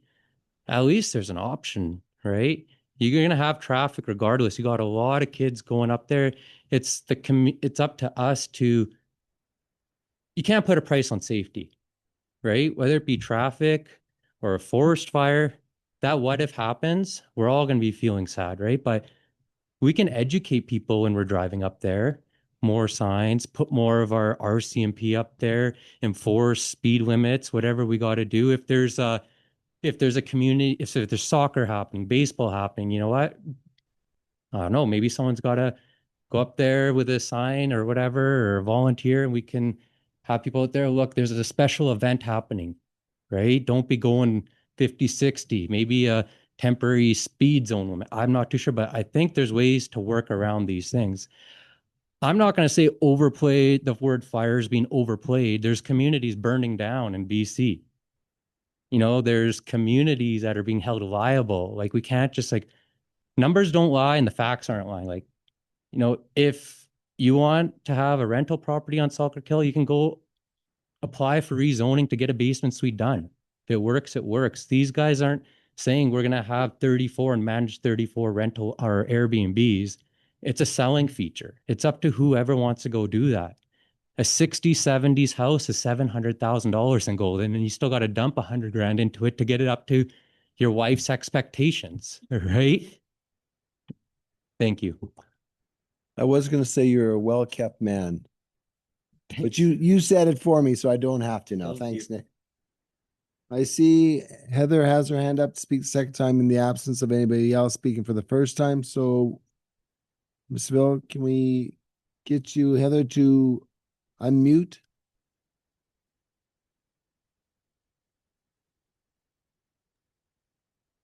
Good to go. Hi, thank you, Mayor. I just wanted to take a moment to clarify my previous point. When I talk about fire risk and water capacity, I'm not referring only to large-scale wildfires. The reality is that the vast majority of fires are structural house fires. But the point is that every one of those emergencies depends entirely on municipal water pressure and water supply. So if the system is already deficient, it affects everyday fire response, not just rare or extreme events. Now, I did reference Jasper and Kelowna because they're recent high-profile examples of what happens when systems are overwhelmed and the consequences become impossible to ignore. And I reference them because I think those situations hit very close to home for a lot of us. But those examples are not the foundation of my argument. The foundation is much simpler. Adequate water infrastructure is essential for protecting residents in routine emergencies. So yeah, I just want to clarify this isn't about predicting a worst case scenario, but rather it's about acknowledging that known water deficiencies have real practical implications for fire safety on any day in any neighborhood and at any scale. Thank you very much. Anybody else want to speak for the first time? Mr. King?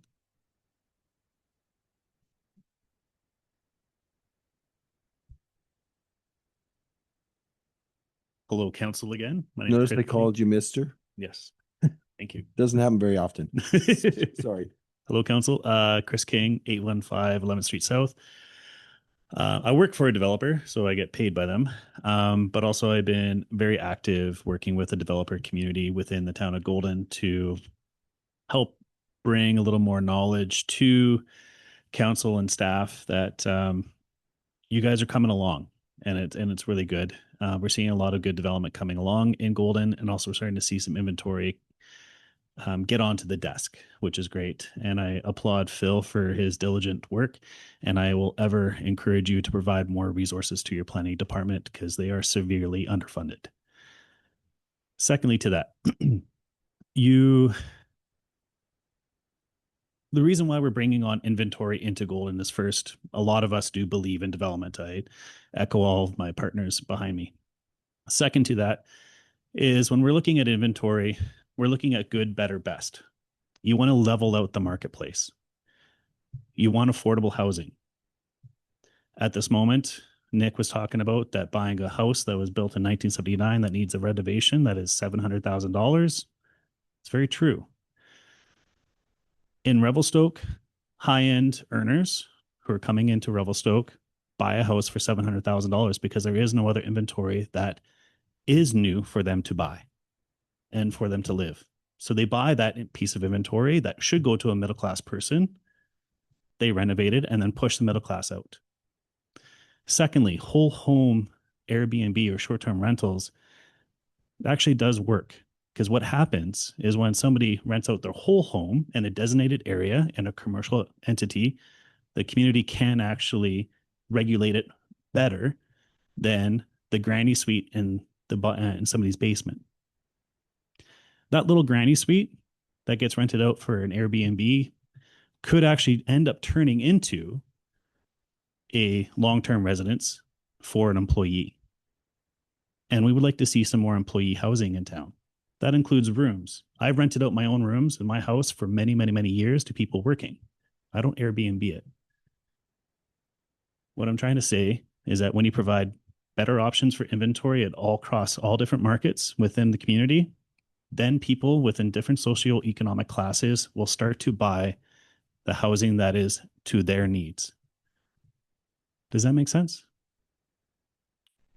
So I do support this development. I do support short-term rentals. But I support well-managed short-term rentals. And when we can isolate it to a specific zone, then we can keep a better eye on it. And we can also provide jobs and opportunity for everybody around us and employ our neighbors. Thank you. Thank you. Anybody else want to speak for the first time? Inga? Go ahead, Inga. Okay, I'm Inga Clapperton. I live up in Selkirk, in Mount 7 subdivision, have lived there ever since it got started. And I have a submission in that you've read. I just want to make an addition to it I've been reading everybody else's submissions and thinking about it, and also a correction. I do support development, but I do not support it in the wrong places. I agree that we have different places for different things, and I think there are places for hotels and accommodations. And since it's not so good according to the housing needs reports, I don't really support short-term rentals. But housing, yes, and accommodations for people coming in. Selkirk Heights is all residential, and I don't think it should include anything commercial, which short-term rentals are commercial. So this is high-density residential, and residential, as others have pointed out, is in short supply. So I think we need to keep our land base for residential secure and safe. According to the website, there was over 90 lots sold up in Bears Paw Heights. I can be corrected if I'm wrong, but that's what I saw. The developers had put that's what they had sold.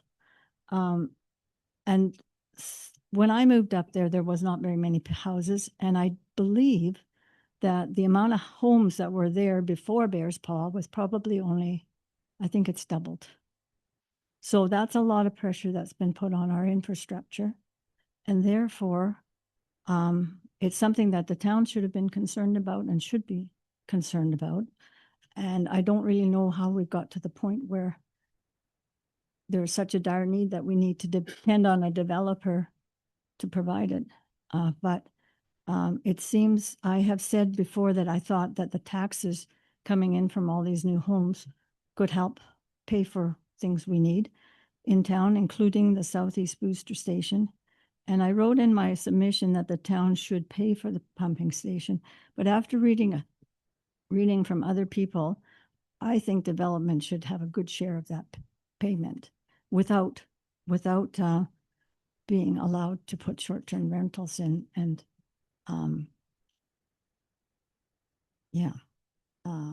I think, so I don't think you should consider that whole situation in there when you're considering whether to change the bylaws. I think that is a town responsibility, and it's their responsibility to get whatever cost they need to from the developer.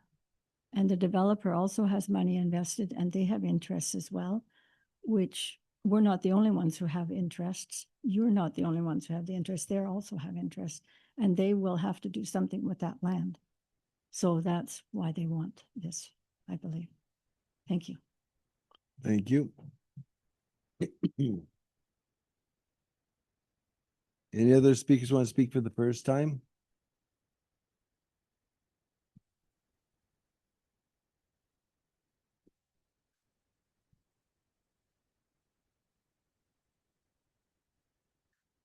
Thank you for having us, Council and Mayor, and thank you for everybody in the gallery. For those of you who don't know me, my name is Tony Jaswal. I'm also one of the developers at the Sevens and Bearspaw. Just want to talk about a couple of things. The narrative around the short-term rentals at the Sevens, I just want everybody to be fully aware that the Sevens are open for long-term housing and permanent housing as well. They're not a permanent single-use short-term rental building. So if there's any local interest, they are open to people in the community here today and in the future. Some people may invest in the Sevens for short-term rentals now, but later on in the future, they may sell back into the marketplace for long-term housing. The other thing I wanted to say was kind of reiterating what Cor said earlier. Between the Sevens and Bearspaw Phase 6, we're bringing 50 plus minus units of housing to town. Plus minus 16 units of single family housing at Bearspaw and 30 plus at the Sevens. With us doing the upgrades to the infrastructure that's required for fire safety and fire flow and water usage up on the hill, shortening our sales cycle, it gives us the opportunity to bring that housing sooner rather than later, and giving people in the community the option of buying a home or a piece of real estate that they want to invest in here in the town. To address some of the concerns that I heard around the traffic, I think signage is a great idea to help address the traffic. I don't essentially think there will be an increase in traffic because of the Sevens development, whether it's short-term or long-term. That the end effect of the traffic should generally remain around the same amount. Maybe it's a bit more of a traffic management, like Nicholas was saying, when there's events and things like that. I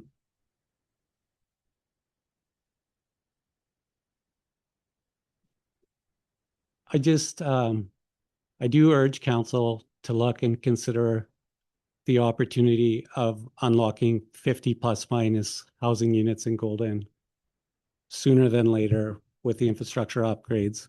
Yes, we are required to do it whether we develop now or later as a developer, but it just makes it more feasible for us to be able to do these infrastructure upgrades now in our business model to be able to afford to do this if we can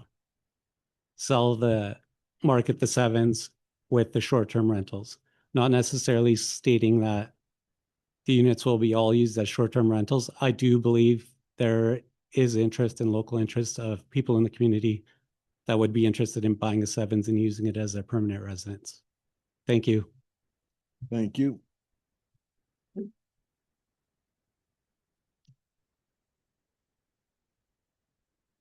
Are there any other speakers who speak for the first time? David? Thank you, Your Honor. I'm Dave Clapperton. I live in Golden, and I'm opposed to the development.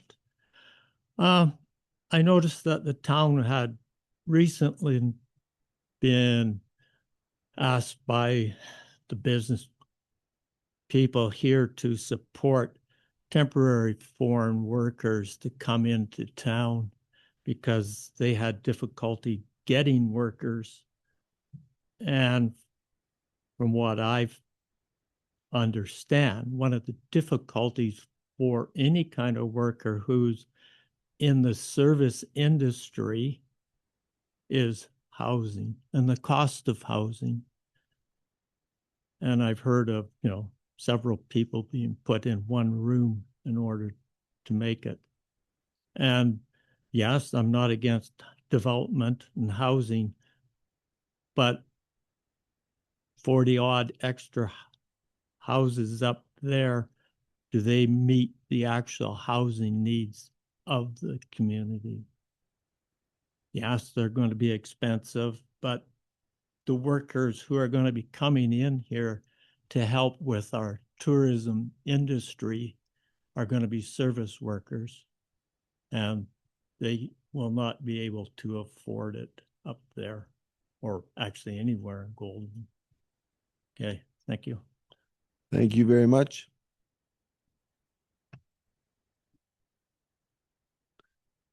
Any other speakers for the first time? Okay, so then I'll go to both online and in person for speaking a second time. Faith? Ladies first, sorry, girl. Do I have to do that whole thing again? Where I introduce myself? I'm Faith, 1505 Spruce Drive, still opposed. I just want to reiterate the fact that we're not against this development. We're not against you guys developing up there. Any of us that live up there, I built knowing that there was going to be more housing that came up.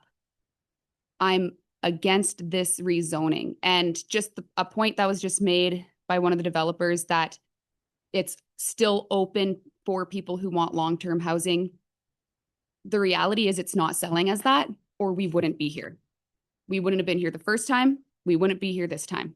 It is not selling because it's not affordable to people who are looking for a long-term home here at that price. So the reality is we're here asking for it. They're asking for it to be turned to allow short-term rentals because that will allow them to sell, because they're not selling to people who want it as long-term housing. And then the other thing with Selkirk Hill, signage isn't going to solve it. The town already put signs to limit your liability. That's the reality. I've had private meetings with John Wilsgard when he was here about the fact that putting too many signs actually creates a situation where people stop reading them. They don't look at the signs. So signs is not going to solve the problems of Selkirk Hill. I agree that this development isn't going, whether it's long-term rentals or short-term rentals, it's the same amount of traffic. Again, it is the type of traffic. If it is short-term rentals, they are not going to be familiar with both of those roads. They're not going to understand that if it is snowing, you go to Bull Evans because your car might not make it up Selkirk Hill, which happened this week.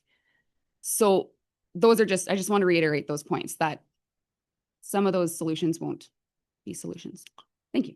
Thank you. You're Right, mine is very, very quick this time. I just one thing was made of this, just saying that it's setting a precedent with our 4 zones. I would encourage you wholeheartedly, if another developer comes up and wants to rezone and offers $2 million, to seriously consider it. If it means taking certain things off the table where the taxpayers and we don't have the allowances or the budget to do it, that you seriously consider that. Because I don't think it's being stated that, this is in the 25-year growth projection for Selkirk Hill, but the reality is we are already into the 10-year projection for that report. That report doesn't say here's where we are today. It says we are in the 10-year growth projection where we're already running at a reduced amount of fire flow up there. So we've had conversations with people where they said, if in the event something happens, insurance companies look for ways to turn this around and say, this isn't covered for this reason. And that is what happened in Grand Prairie, where there wasn't sufficient flow to be able to deal with issues. So when this comes up, and you're gonna want to work with developers, whether it's a variance in height, whether it's a short-term rental thing, or whatever it is, in order to catch up on the deficiency that we currently have. And make no mistake about it, I do know that the road is an issue there. It's something that has to be dealt with. But also part of our land dedication is going to give you access to make that road up the backside of Selkirk or whatever needs to be done. But this is the first issue that needs to be tackled. And then all that increased tax base, all the money that needed to go to the booster station, that isn't currently in the DCC budget or in the budget, we could take a look at, okay, how do we tackle the next thing? We can't unfortunately tackle everything at once. That doesn't mean we're negating it. It just means more time and thought has to be put into that. And I think that's where it's coming from. From our perspective, we can tackle this and we can do this with development. But unfortunately, we can't take on everything that is an issue, but we are aware of it. Thank you. Thank you.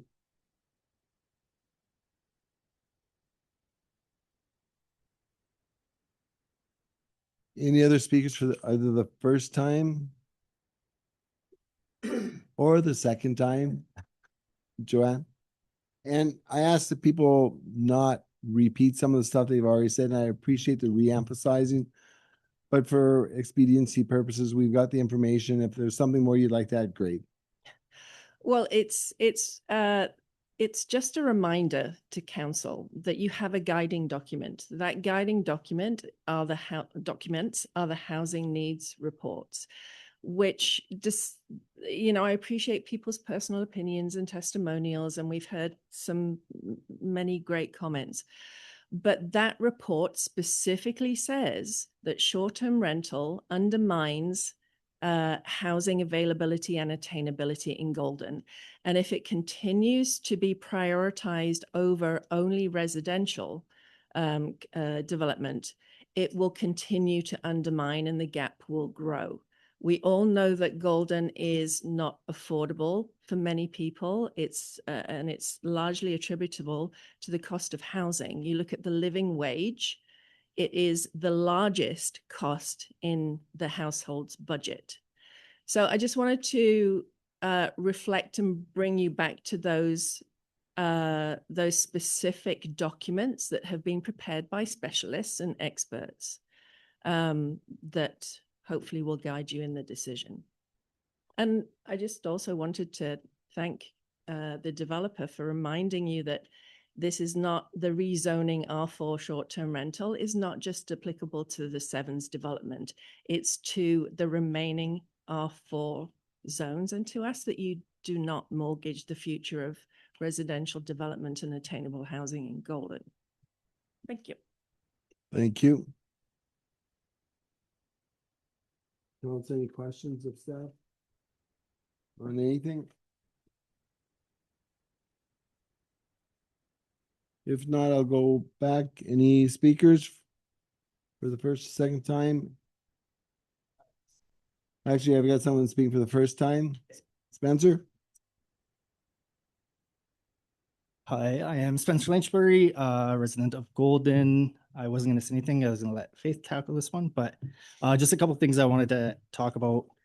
I'll go really quick. I just wanted to remind, just looking back to the past with the development on the hill. One of the speakers talked about affordability and being able to afford and the price of lots. I would argue that it's actually this developer that has set the price of lots into the $300,000 and $350,000 mark. He originally, or his family originally, bought the parcel of land that encompasses pretty much the new development of Selkirk Hill for under $100,000, and is now individually selling lots for $350,000. So if we're talking about affordability, I think we know who's responsible.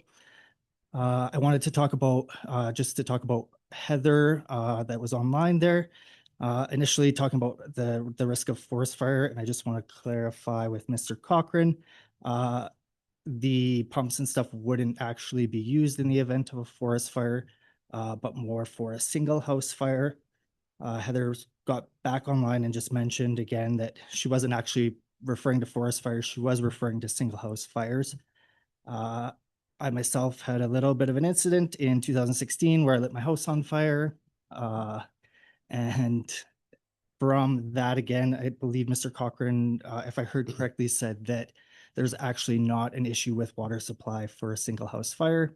I can tell you that when the insurance adjusters and fire chief spoke with us after the incident, he actually noted that there was just as much water damage to our house as there was fire damage because of an overuse of water by the Golden Fire Department. So if we're concerned about water supply for single house fires, I can tell you from experience, there's enough water. I also wanted to talk a little bit about the this developer also did the same dance with the previous council, in which they talked about affordable housing and making things more affordable. Kind of wooed council into thinking that if they worked together, that they could, bring more affordable housing to Golden. I believe the lot setbacks or the setbacks were changed. Zoning was changed to allow for duplexes on the corner lots, none of which happened, and then turned around and sold the lots for $350,000. Again, anybody trying to build a house these days, you can't build on that development for less than $1 million. Also, just wanted to speak because I know we talked about one of the speakers mentioned about getting police up there. As a former police officer, I can tell you that there's 11 to 15 police officers for the entire area, which goes from the Alberta border to Rogers Pass, down halfway to Invermere. I can tell you that there is at no point in their day that they have time to go sit on Selkirk Hill and do speed enforcement. I'm sure you could probably run that by the detachment commander and the traffic unit. That would just never be a priority for them. So to suggest that that's a way to calm traffic or prevent traffic incidents, I think is not correct. And I also just wanted to discuss a little bit about the talked about fire liability. It keeps getting brought up, like you guys will be responsible. I think there's a lot of like fear mongering. There's a lot of liability in everything that we do these days. But I would also suggest that there's a huge liability in front of council on safety. Our children walk down that hill every single day to school. Just the recent snowfall, you can see tracks on this, like tire tracks on the sidewalk. As a police officer, I've been to multiple incidents where the car has jumped to the barricade. Most recent one, I think, was 2 years ago where it jumped at the bottom of the preschool. I'm aware that council has received correspondence from, I believe, one of the superintendents requesting that you guys do something with the bottom of the hill to increase school safety in her school zone.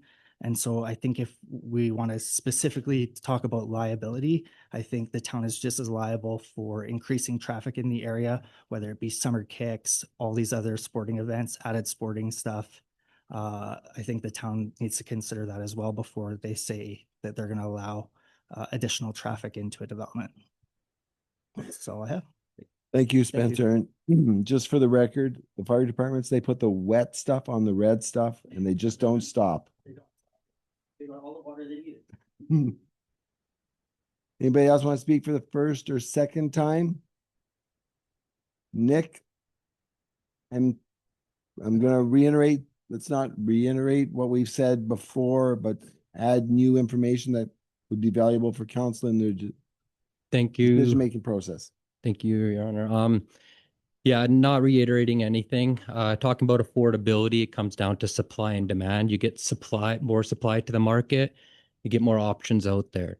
I personally am a landlord and an Airbnb super host. And when I got married, my family rented out about 50 hotel rooms. In Golden, a hotel room costs more than a hotel room in Las Vegas in the summer. $350, $400, right? We have apartments across the street here at No Name City, right? We work very hard, $700-800 all in. I have a place in King Crescent. When I bought a trailer in King Crescent the first time, it was $60,000, land included. These developers didn't bring up the rates to $327,000, $400,000, $500,000 a modular home. I just went out to Red Deer to get a new modular home, 80 grand. It cost me 15 grand just to move it to Golden. I gave away my old modular home. I couldn't sell it. Yeah, it was rough, right? But I gave it away. The person that I gave it to paid $7,000 from Golden to Parson. I brought this up. You can't build and go, do the math, $350,000 for the lot. $500,000 per square foot to build. Do the math. $1 million, it's a lot of money, but you can't get much for under $600,000, $700,000, right? Whether you be in town or out of town, right? Or in Calgary, or in Parson, or in Radium, or in Invermere, or wherever. We need more supply to the market. Once again, it comes down to whoever buys this piece of property, do they want to live in it? Do they want to rent it? Or do they want to Airbnb it? I'm a customer of other Airbnbs in town. Oso, Riverfront, all these places, right? My brother just got married this year. The prices weren't any cheaper for a hotel room. They're more expensive. And I was a repeat of over 50 rooms, right? So we have like people coming to Golden because they can't afford a home in Vancouver.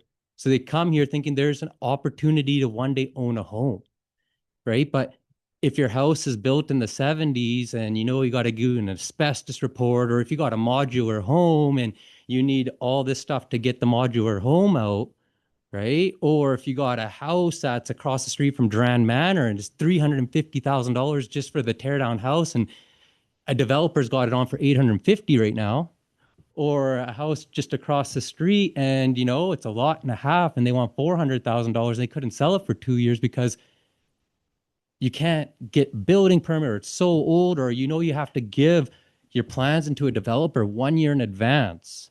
Now you talk to these developers, or these builders, they're building fences and porches. They're trying to find their employees work right now to keep them busy. In 2007, after Flatiron was done on the Kicking Horse project, how many of the locals had to go out of town to work? In 2007, 2008, these lots, yeah, they were selling for that price, but you could also buy a full house in Alexander Park or cross street from Lady Gray for $350,000. Right? There's a lot of people that have put in a lot of time here and haven't gotten their, not saying returns, but they lost out too. But it's just a circle right now. We need more inventory to the market. I can't tell you, I'm not your accountant and I'm not your financial planner. Can't tell you how to spend your money. But I can say if there's more to the market, who knows? We're in a slow season right now. Airbnbs are going from $300 a night, they're at $70 a night. Travel nurses, they reached out to me. We put them in for 4 or 5 months because the hospital's right there. Bridge workers, local people, right?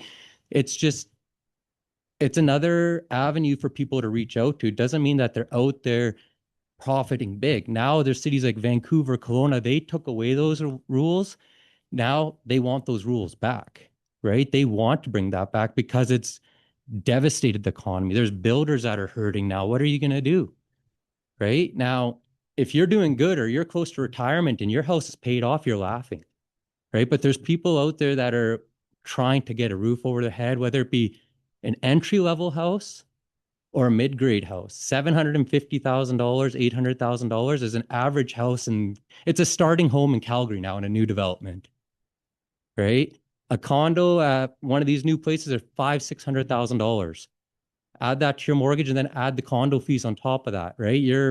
It's not any less affordable, right? It's just more options, right? No one's telling no one, don't go apply to get a basement suite in your house, right? Bring more inventory to the market. These guys are bringing inventory to the market. Their dads have sacrificed their lives, right? They've tried to invest in the community by other resources, dialysis machines, whatever it is. It's not like they're not trying to, but they're bringing an option and they're negotiating with the community, and they're not saying, we're not going to do this. They're saying, let's figure out a way. Thank you. Thank you. I'll go around. Anybody for a first, second, or a third time? And again, I'm going to ask not to repeat. I just want to clear everything up. Spencer, I love you, but you said so much wrong stuff. So just to clear it up for everybody in the room, Poplar Street was bought for $100,000 by our parents. Absolutely. The rest of Selkirk Hill was bought for much more. That also needed a $2 million reservoir to be put in. What also happened, while both of our parents leveraged their entire future for this, we hit the 2008 crash. We didn't sell a single lot from 2008 to 2017 when Arnie Benty bought the first lot off of us for $65,000. Carrying costs for that many years contributed to what we had to recoup, what we owed the banks, what we paid in interest rates. It's very easy to get up here and for people to throw out numbers and say, hey, they are the reason that this stuff costs this much. It's easy for people to go and grab information that's incorrect and put it out in the public and make us seem this way, but it's factually wrong. We carried it for that many years. The market dictates the price, the same as the sevens. The same way the sevens had 16 units sold to people who want to live there long term. We have them on our list. Our plan is to go back to them. We didn't proceed with it because we had a list of deficiencies in the building permit process. And then at that point, what came up was the water and sewer issue, and we were put on hold. It wasn't a failed project. There was a lot of new information that came up, and we were put on hold. It's you can go on, MLS, go do all this stuff, and you start to take a look at what's being purported. It's not always the truth. Development costs money. There's carrying costs. You could take a look, nothing in Golden.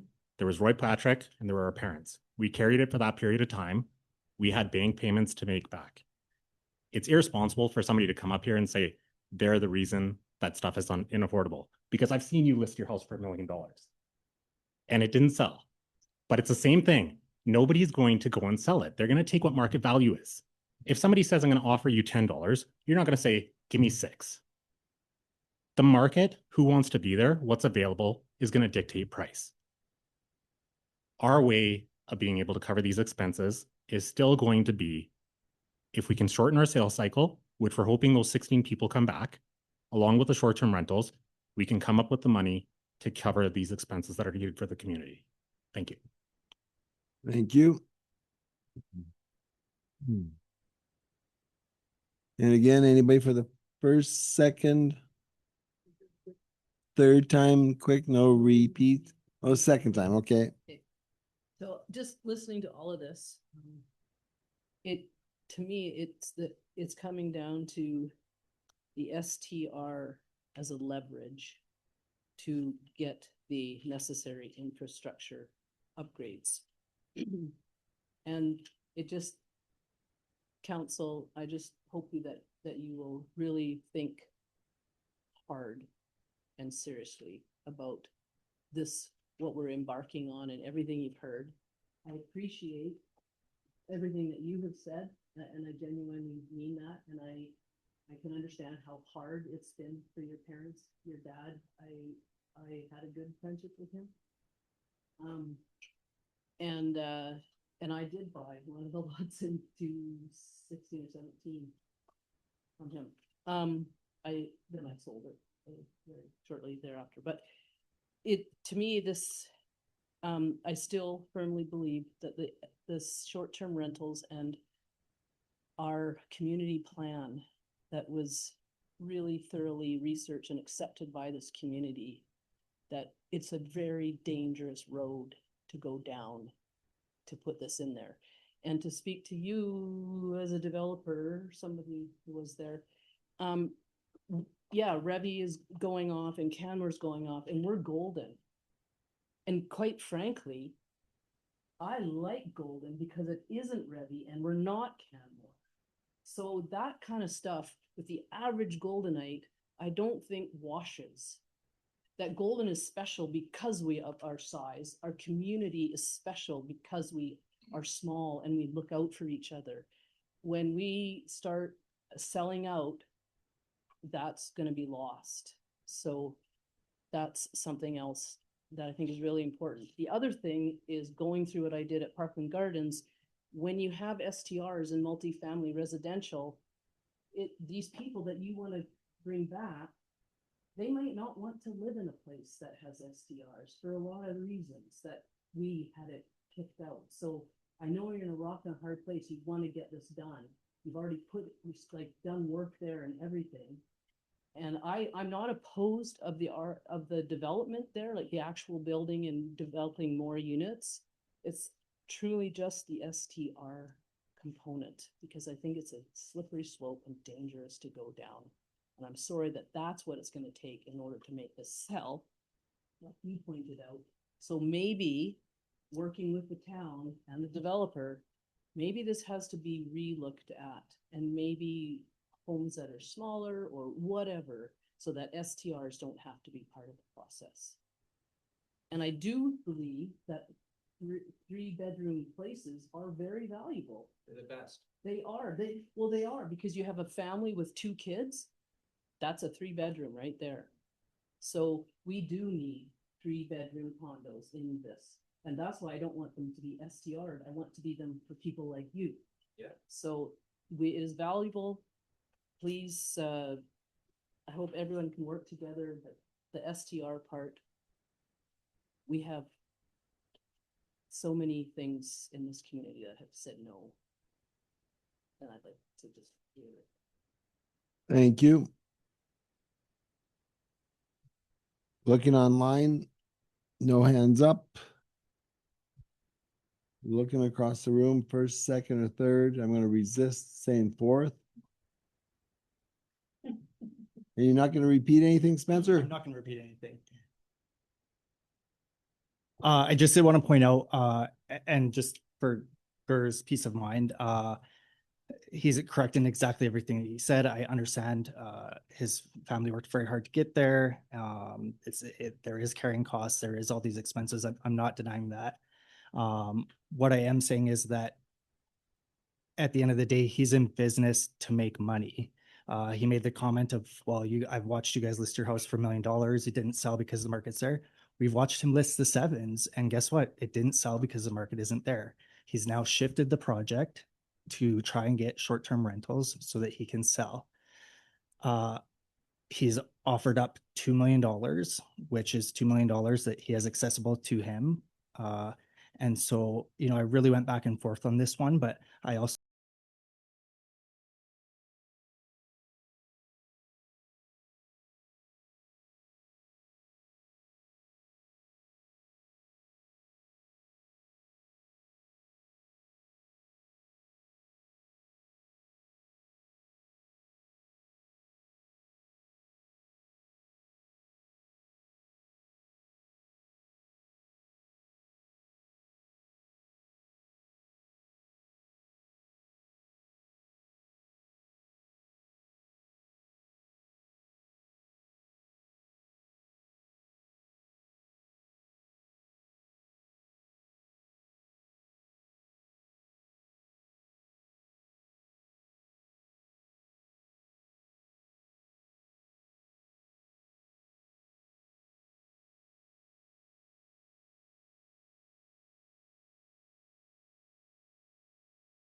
Thanks. Yes, I felt foolish doing that, but I felt a responsibility.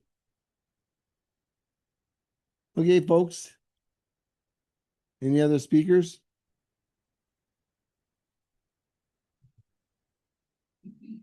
So for information for the public and for council, after the hearing closes, council cannot accept further submissions. To staff, this, I guess this is what you did already. Supplementally, were there any other submissions after you had noted the ones that you noted? So there's no other further submissions. Hearing no further submissions, council will make a decision with respect to bylaw at the January 20th regular open council meeting.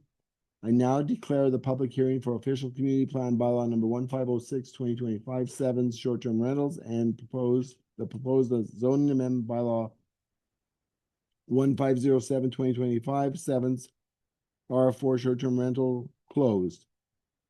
So we'd like to a motion to adjourn this meeting. Councilor Routley, Councilor Manuel, all those in favor? Opposed? Carried unanimously. So we are actually adjourned. And in a few short minutes, we will reconvene our regular open council meeting that we started at 1:15 this afternoon. You guys can stick around for that if you want. Don't forget the holiday train.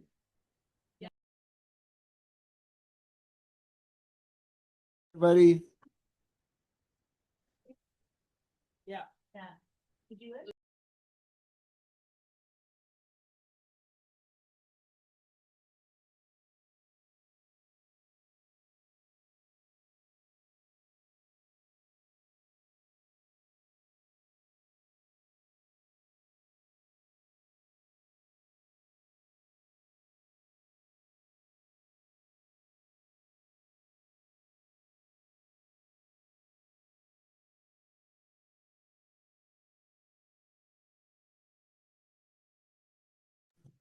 Looking for a motion to reconvene the open meeting. Counselor Manuel, second by Counselor Guio. That the regular open council meeting be reconvened. All those in favor? Opposed? Carried unanimously. And Counselor Rowley, motion to adjourn. Counselor Manuel seconding. All those in favor? Opposed? Carried unanimously.